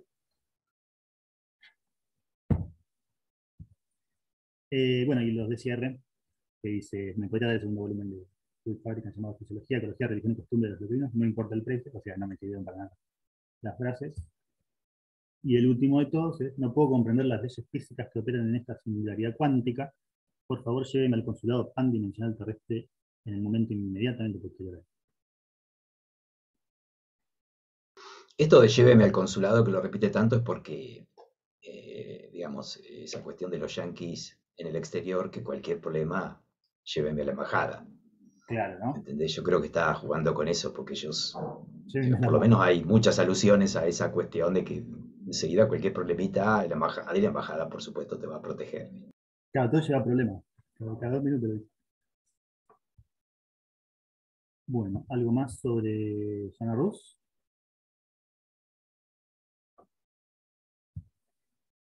Bueno, hasta las 6 tenemos, ¿no? Para liberarle a Martín.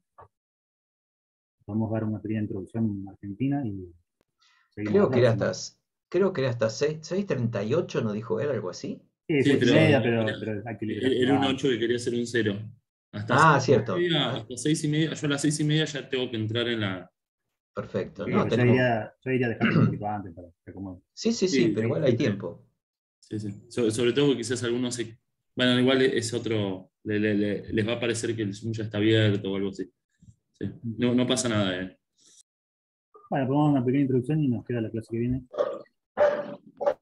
para cerrar con lo que no es mucho más igual. Bueno, es todo lo de Argentina, pero se termina rápido. Esta imagen es de Ale Burdizo, Burdizo, Burdizo, no me acuerdo, creo que Burdizo. Una pregunta. Sí, Me da curiosidad una cosa. Cuando habla del hotel y da las locaciones, volviendo atrás, digamos, es que no me animaba a preguntar en su momento. Y bueno, cuando dice el tema de que tipo los lugares, y después dice esto de que no me acuerdo bien cómo decía algo así, como que no podía respirar en esa habitación. sí, lo de la manito. Sí, no podría ser como que entren, no sé, yo me imagino un tipo Hotel Transilvania que vienen monstruos todos diferentes, pero no son monstruos, con distintas formas, que necesitan distintas habitaciones, con distintas condiciones. ¿No podría ser algo así? Sí, sí, Claro, yo creo creo que que eso sí. lo mencionábamos, claro, como Muy distintos. buena la comparación con Hotel El Hotel Transilvania. Transilvania. Sí, tal cual. Sí, buenísimo. Sí, tal cual. O sea, que no le escuche un ejecutivo de, no sé, de la Warner porque hace una secuela, pero en vez de con monstruos, con extraterrestres. Claro. Sí, es eso. Yo lo primero que pensé es eso, digamos, que era Sí, sí, yo una también. habitación específica. Claro, yo me Este, imaginé con eso de la película, Claro. que iba el grandote, ese, no me acuerdo cómo se llama, que tenía muchas cabezas, que era como un perro, que le hablaba una cabeza que quería una cosa, la otra cabeza que quería otra cosa y así. Bueno, lo mismo, pero con distintos extraterrestres, digamos. O Cerberos, el Sí, perro. acá es sí, como tal cual. cuando uno va y con un amigo o una amiga y le dan una cama matrimonial. Entonces decía, ah, no, yo contraté esto. Digamos, he llevado Yo no pedía a. maníaco, yo pedía un Claro, CG. yo, claro. Sí.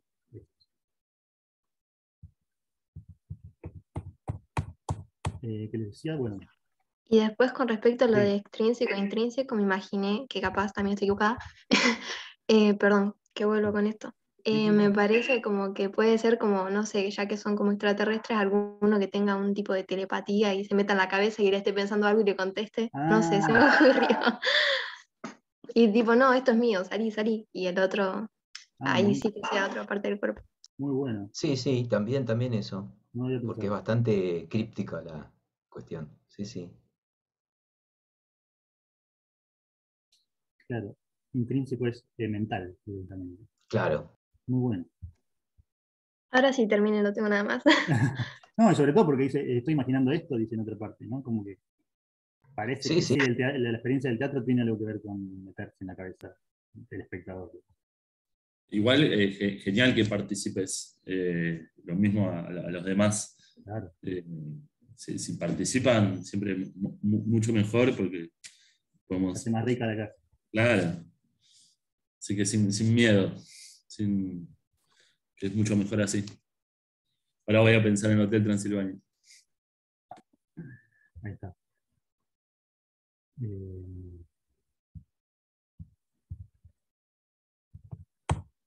Estamos acá.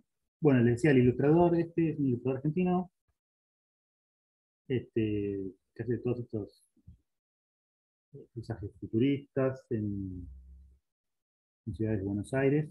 Y bueno, tiene por ejemplo, me causó gracia que eran las mudanzas de la Coca Sarli con el camión volador.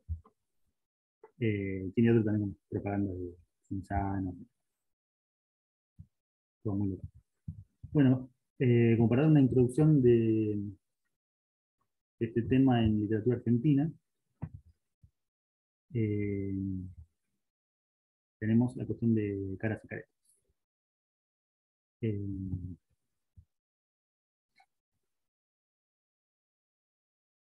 eh, bueno, este es algo que está en el libro de Soledad Kereilac, que habla sobre la ciencia ficción a principios de siglo. y menciona este número 118 de enero de 1901, donde hay un pequeño catálogo de frases cómicas que utilizarían cuestiones de ciencia y de pseudociencias de manera humorística.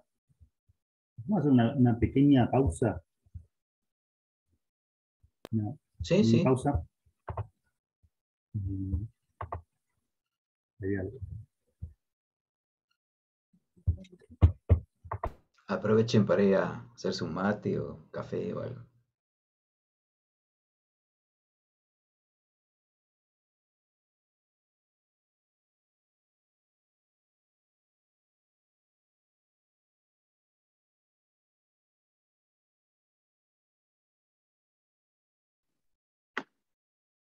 Una consulta, tipo, ya que quedaste ahí, profe. Em, Hablando, viste, por ejemplo, hay una novela que me gusta mucho, que en realidad es parte de una saga, que es Percy Jackson y los dioses del Olimpo, o Magnus Chase, que Sí, sí, entran en el mismo universo.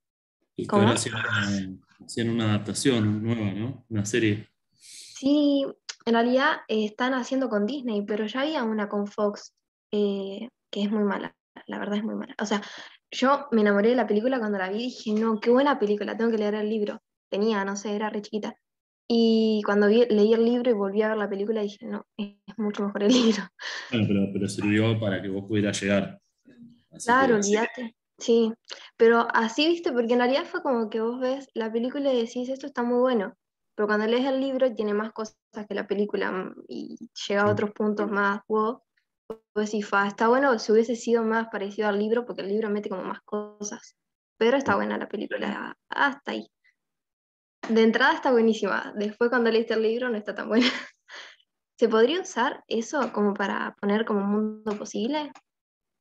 Perdón, de qué película estaban hablando? de una Percy adaptación Jackson. de una saga literaria que se llama Percy Jackson, en base al protagonista, ¿no? Pero Ah, me que suena. ¿Qué es una que eh, está en Netflix?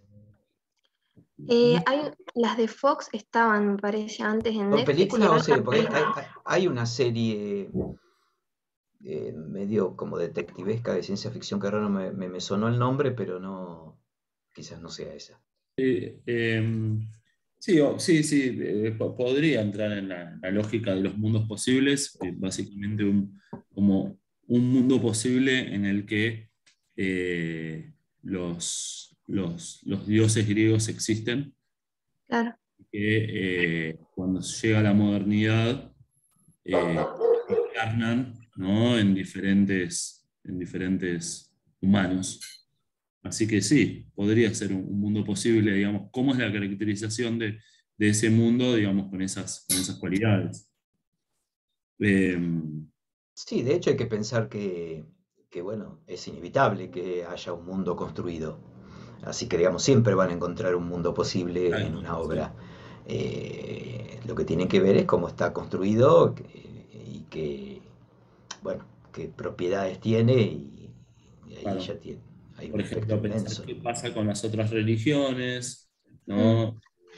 ¿Qué pasa con la lógica interna? Es decir, que si existen ahora significa que existieron en el pasado, entonces, ¿qué pasa en relación a los hechos del pasado? ¿No? Pero Está bueno sí, porque mete eso también, porque hay para, esto fue en Magnus Chase, que entra como en el mismo persona, o sea, en el mismo universo de Riordan, porque aparece Percy, pero es como que es otra cosa porque habla de los dioses nórdicos.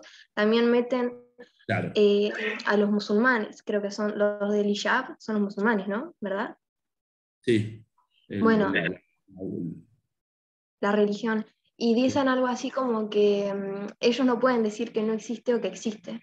Como que es algo que una de los personajes que es compañera, que es una valquiria, que es compañera de Magnus Chase, dice como que ella cree en eso. Y pará. también en los nórdicos. Eso está muy bueno. Lo de Magnus Chase ocurre en el mismo, diría en el universo, pero digamos en el mismo mundo que las aventuras de Percy Jackson y los amigos. Sí, bueno, Claro, más todavía, ¿cómo se llama? Reforzada la noción de mundo. Así que sin Mm, duda, sí. claro, porque mete todas, tipo un poquito de cada una. Sí. Eso pensalo para el trabajo de aprobación del seminario. Cómo está caracterizado, ¿no? La construcción del mundo, de ese mundo, a lo largo no de una de las sagas, sino a lo largo de esta serie de sagas, ¿no? La de Percy Jackson, la de Magnus Chase, y no sé si habrá otra. Eh, eh, sí. ¿Conoces American Gods de Neil Gaiman? No sé muy, onda, sé poquito. Sí, eso, despreocupate que nos pasa a todos. Sí, pero Eh, por un lado se empieza. sí. De hecho, empezar sabiendo que te faltan cosas por leer es el único paso posible para Fundamental. sí. American Gods es una novela de Neil Gaiman que se adaptó parcialmente a televisión, pero bueno, el canal la canceló, entonces tengo entendido que quedó a mitad. Eh, que básicamente juega sobre la idea de que los dioses como de la antigüedad, ¿no? Continúan en nuestro mundo, pero de maneras diferentes. No es como lo de Rick Riordan, pero obviamente tiene ciertos puntos en contacto que te pueden interesar. Acá Magali dice que también tiene una saga romana y una egipcia. La Eh, romana la leí, la egipcia no. La romana estaba buena. O sea, me gusta más la primera. Soy como fan de la primera y me quedé con la primera. Y la de Magnus. Pero bueno, por eso ¿Los metí esas dos. personajes se cruzan cada tanto o en algunas menciones? En la romana, por ejemplo, ay, espero que nadie lo lea, pero tipo no le estoy leyendo ahora y le estoy foliando, pero en la romana, tipo se cruza con la griega y pasan cosas, por ejemplo, los dioses es como que cambian de forma y no saben si son por una cuestión de Gea. No quiero foliar mucho, como que no saben si son romanos o griegos. Sí, Entonces sí, están son en Venus o esa son buscar. Afrodita. Son ¿Cómo? Mercurio o Venus. Claro. Claro, tal cual así. Bueno, como te venía diciendo, eso es un excelente acercamiento para un trabajo de aprobación del seminario. Digamos, cómo coexisten todas esas sagas, pero en un mismo mundo. Digamos, por ejemplo, algo típico es que al autor, cuando hizo el primer libro, ni siquiera la primera saga, el primer libro, que no se le ocurrió todo de una, no se le ocurrió que iban a estar las demás. Eso solamente a medida que fue creciendo su éxito literario, la posibilidad de continuar. Entonces quizás hay algunas cosas, ¿no? Que claramente las fue inventando a medida que iba publicando las nuevas sagas, ¿no? Entonces vos podés ver cómo hay cosas que quizás entran como en contradicción, ¿no? Como diciendo, bueno, acá claramente es como que deja de lado este aspecto porque probablemente todavía no se le había ocurrido, ¿no? Son cosas que son muy interesantes de investigar. Sí. ¿Y se podría hacer con el trabajo final también con respecto a la película? Por ejemplo, poner la película con relación al libro y las diferencias y todo eso. Nosotros trabajamos mucho Sí, en sí. realidad. La cuestión es las sagas esas, ¿cuánto? Va, bueno, vos, Martín, las conocés, ¿no? Así que podés. Sí. Sí, sí, obvio. Acá, obviamente, eh, hacer un trabajo sobre la adaptación es mucho más concentrado, ¿no? Más acotado, quise decir. Entonces sería mucho más posible. Pero bueno, si vos ya tenés leídas esas sagas, ¿no? Nada te impide intentar hacer un trabajo, ¿no? Donde vas a tener que dejar mucho de lado, pero que ofrezcas una aproximación. Algo que se puede hacer es buscar si ya existen trabajos parecidos sobre eso. Uno a veces dice, sí, obvio, tiene que haber porque estos libros fueron leídos por millones de personas. pero la verdad es que te pones a buscar y no hay. No hay.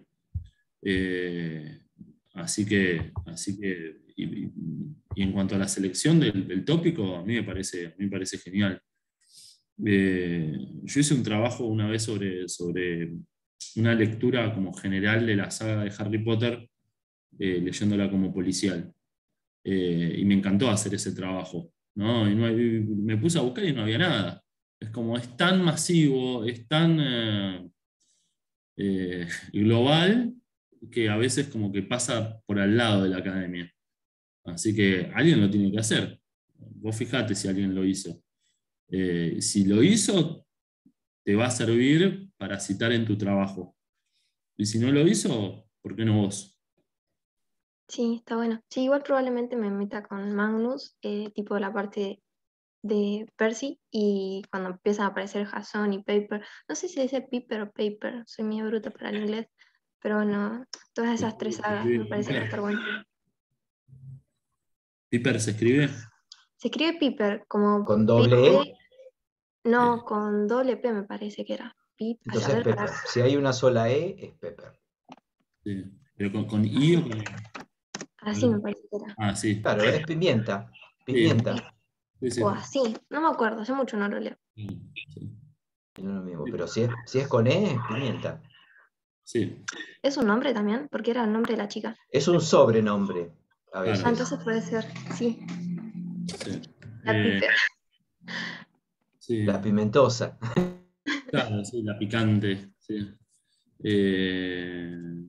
A ver. Si es con una sola P, que sería Piper, es el flautista.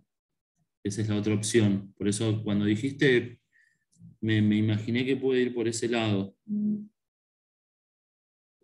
Sobre todo porque en la mitología griega son muy importantes los flautistas. Así Igual, que si es con una esta sola era P, de la debe ir egipcia. por ese lado. Esta era de la romana igual.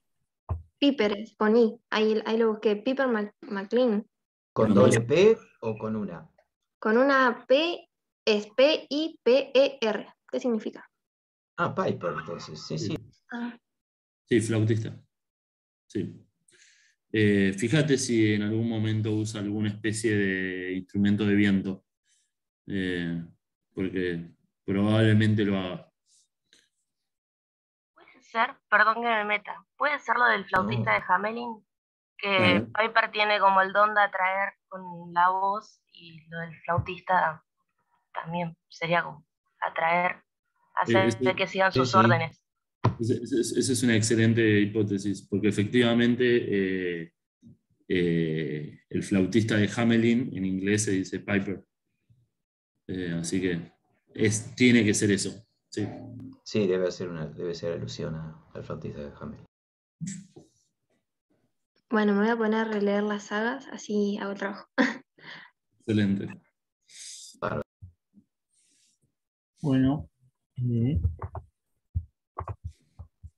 cuando estábamos con la introducción de ciencia ficción y humor en Argentina, te decía de este número de caras y caretas. En la primera referencia que encontré, algo que tiene que ver con la comicidad de la ciencia.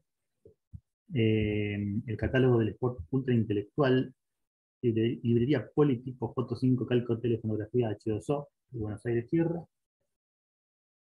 Dice Soledad Creelac en su libro que este texto era una parodia muy efectiva de los catálogos librescos. Este texto verbal icónico imaginaba cuáles serían las obras de interés del año 3000 en un sistema social interplanetario y cómo serían los soportes de lectura.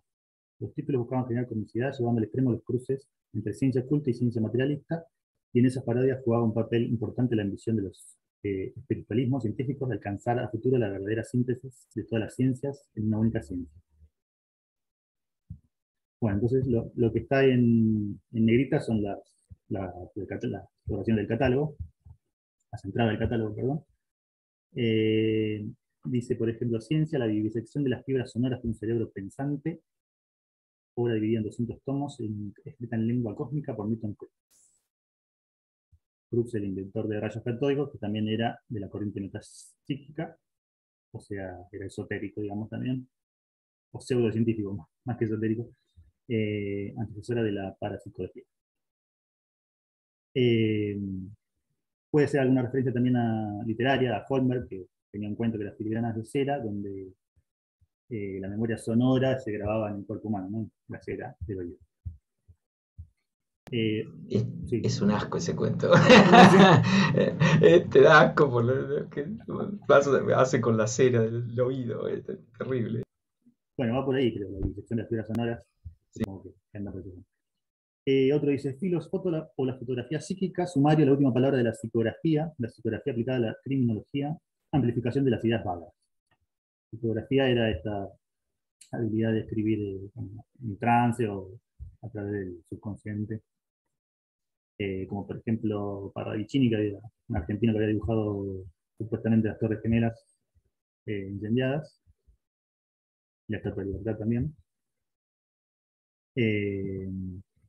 Tenemos otro que dice psicodinamia, ciencia moderna que trata del aprovechamiento de la fuerza de voluntad como fuerza motriz. Hay algo parecido en Los Simpsons, que es el vehículo impulsado por el ego y la satisfacción. Está bastante parecido. Otro que dice literatura, un amor epidérmico entre un hombre y una mujer, estudio experimental de los temperamentos, por Voltaire Humboldt. Cubierta animatografiada en colores odoríferos, polifónicos y fluorescentes, por un distinguido químico de colores. Bueno, ahí lo que decía de imaginería del soporte, ¿no? Como una sinestesia, digamos, del soporte. Los 500.000 ojos del infinito, epopeya sideral en lengua américa, acompañada de láminas zootrópicas lumínicas y música e intelecto subjetivo. Ideas póstumas del gran Zoroastro, obtenidas mediante la fotopsicografía retroactiva, de vuelta a la psicografía, pero ya después de la muerte, diría. Blasfemias sublimes por un sacerdote del arte conocidísimo en todos los mundos del universo, también se venden blasfemias sueltas. Y filosofía de la supervivencia ultraintelectual de una idea muerta en el negror del infinito. Disertación filosófica dividida en 5 escenas acompañada de vistas cosmográficas. No sé si cosmográficas es algo, pero no son muy graciosas, pero de 1901. para 1901 ¿No? está ¿Es bien, esto? no diga que no. Sí. ¿Qué te parece? Sí, me parece Súper muy avanzada, ¿no? acertado. Sí, sí. Pero bueno, dice que es un poco más lúdico, digamos. No sé si es muy humorístico, pero para la época, muy avanzado. Bueno, después tenemos, vemos el de Macedonio y listo. Esas son las 6, no 5. El zapallo que se hizo Cosmos, cuento de crecimiento de 1944. Bueno, el mundo posible es sencillo, es un zapallo en el Chaco. Era un zapallo creciendo solitario en ricas tierras del Chaco, favorecido por una zona excepcional que le daba de todo, criado con libertad, sin remedio, fue desarrollándose con el agua natural y la luz solar en condiciones óptimas, como una verdadera esperanza de la vida.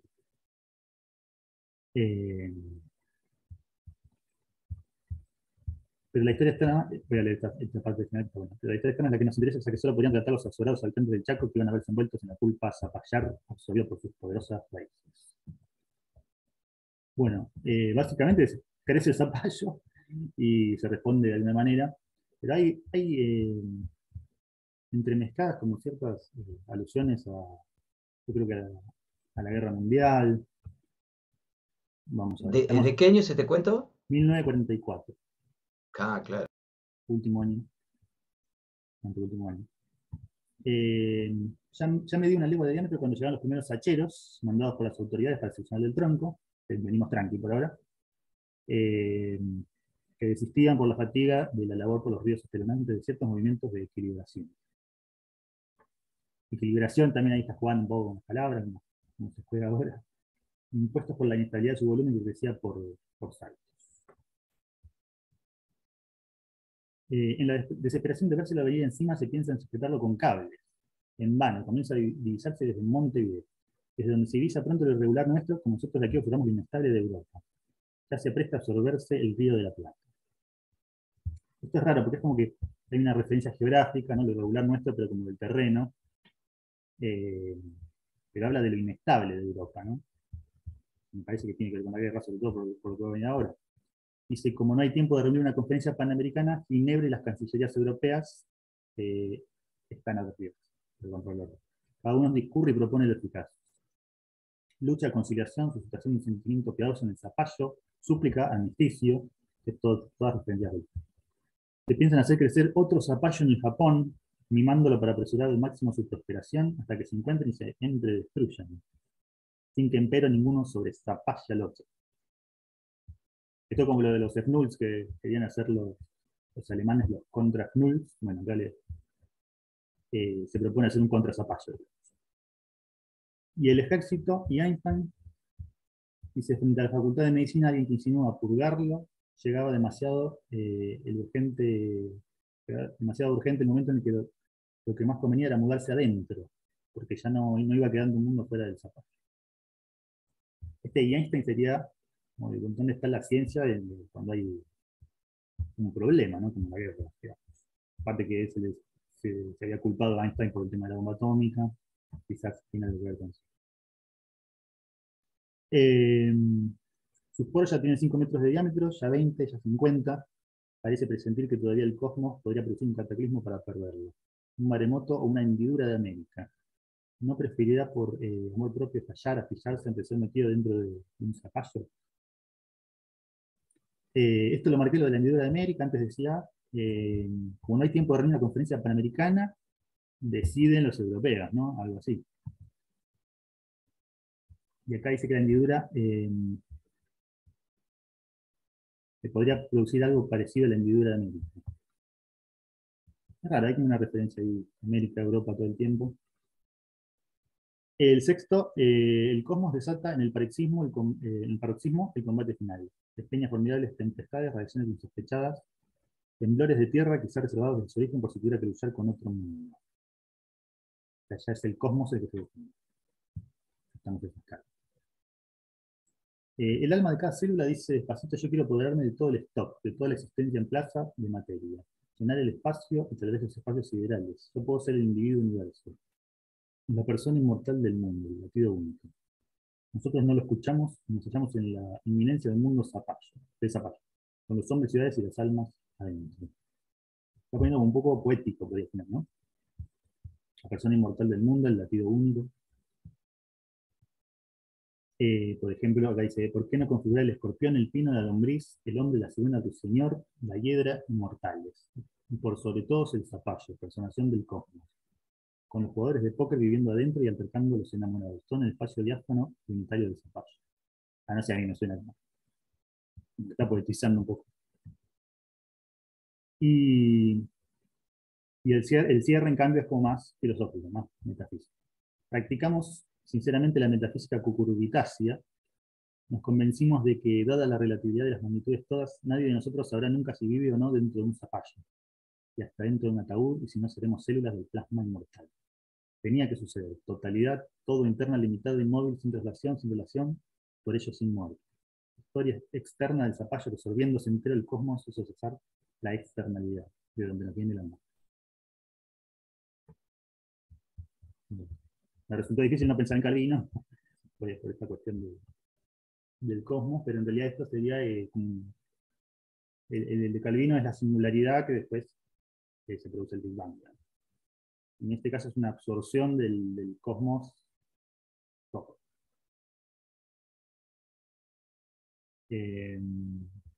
Sí, no está planteado como una invasión, pero es también una invasión. Es una invasión unitaria, Claro. podríamos decir. Sí, en el cuento no está planteado como invasión, pero se podría. Una invasión cósmica.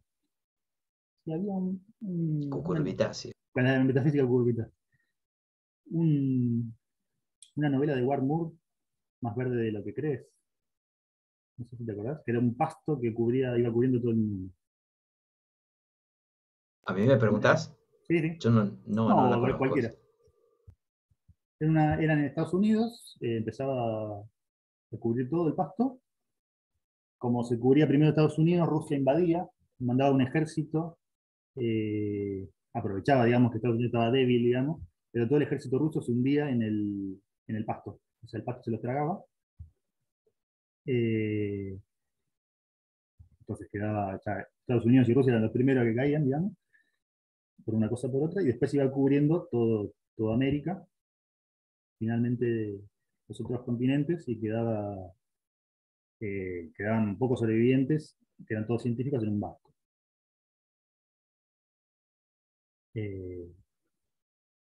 Nada, sonó un poco a eso, era creo de los 60, por ahí, la novela de los 50. Wartmoor, más verde de lo que crees. ¿Es una novela o un cuento? Esta es una novela. Está en la misma línea ya era, creo que ya te digo, 50, 60, o sea que ya estaba en la posguerra. Este es durante la guerra, este cuento.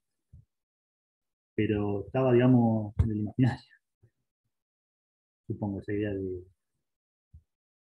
bueno, una planta o un fruto que toma todo, digamos. Sí, como esta novela que son estas plantas que enceguecen a la gente. No, que la gente se queda. Ay, ¿cómo se llama? Qué El Día famosísimo. de los Trífidos. El Día de los Trífidos.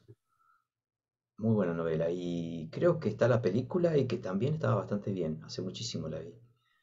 Pero bueno, ahí tienen plantas y bueno, coincide con un evento, eh, digamos, en el sistema solar que queda todo el mundo ciego y tienen que pelear contra estas plantas. Está muy bueno el libro y la película también. Sí, sí, yo la vi hace tiempo y está hecha en forma seria, porque es también un tema que podría dar para el humor, pero está muy bueno. Es muy famoso ese libro. Sí. Bueno, yo creo que por hoy ya está, porque después sigue el de Esther, que es un poquito más largo, y tenemos la clase que viene. Sí, sí, así vamos viendo tranquilo cada cuento. No sé si hay algún comentario más sobre Macedonia. Solamente mostrar. El zapallo. No, Este es el año que habíamos encontré. hablado. Esta imagen que encontré. Muy bueno. Genial. Sí. Habíamos hablado de tu clase de plop. Un amigo escribió una especie de biografía Sí, de Pinedo, del autor de plop, sí, que sí, se presentó hace poquito. hablé Sí. con él. ¿Hablaste con él? Sí, porque sabía que había hablado con Gorodischer, entonces le pregunté un par de cositas. Sí. Si tenía debate para la mi tesis. Sí. Sí. Y después acá lo encontré, Las mellizas del bardo. Y La melliza del bardo, que es una novela que daba para este tema, Sí. por ahora no la analicé, capaz que si tengo tiempo para la que viene, por ahí le entro un poquito. Sí, igual tampoco es estrictamente humorística. Tiene humor, claro. No sé si la podría agarrar como estos cuentos que están construidos, digamos, como humorísticos, pero se puede llegar a mencionar. Las mellizas del Sí, bardo. además, Bueno, claro. Además es interesante esto que como en proporción yo diría que hay mucho más humor en la ciencia ficción, entre comillas, en la Argentina que en la ciencia ficción Sí, sí, estadounidense. seguro. O sea, eso y que viene por supuesto también ya de Borges Eso, y la ciencia de ficción de Bioy Borges, Casares, claro. Roberto Art, también. Sí. Claro, sí, Lugones era serio, pero después ya las cosas se van mucho hacia el humor. Sí, sí. Ya está ahí. Hay algunas cosas de Lugones que también sí, causan risa. Sí. y el viaje ¿En del qué señor sentido? Lignac ya es cómico. También es una parodia de la generación del 80. Claro. De Holmer, para los que... Holmer es escritor del siglo XIX, argentino, que escribió novelas y cuentos que ahora se podrían pensar como ciencia ficción. Y de hecho creo que, digamos, la ciencia ficción en sentido general empieza en la Argentina con una mujer, que no me acuerdo el nombre ahora, que Juana, escribió un, cue- eh, que escribió un cuento todavía siendo virreinato, me parece, ahí un poquito antes de la Revolución de Mayo. ¿Sabes No que me se me fue el acuerdo del nombre? ¿Sabes nombre. que se me fue el nombre a mí también? Sí, sí, sí, a mí espérate. Buenísimo. No, no me va a salir, porque me sale después otra mujer que también... no, yo te iba a decir Juana Manuela Gorriti, pero Juana, sí, Eso, sí. Sí, Juana Barreto. pero Juana no sé Barreto. si es... ¿Cómo? Es de finales del 19. Sí. No, por eso, es de la época de Sarmiento, de Gorriti. Por eso, no me acuerdo ahora cómo se llama y no me acuerdo dónde buscarlo, porque lo vi hace mucho tiempo. Y sí, pero aparentemente hay un texto de una mujer publicado ahí nomás durante la época de la Revolución. No sé qué tenía que ver, digamos, no sé de qué se trataba, digo. Pero bueno, digamos, es una tradición interesante que viene de lejos y siempre con algún matiz humorístico en muchos autores. Así que eso es algo que forma parte de nuestra tradición, ¿no? Es interesante eso.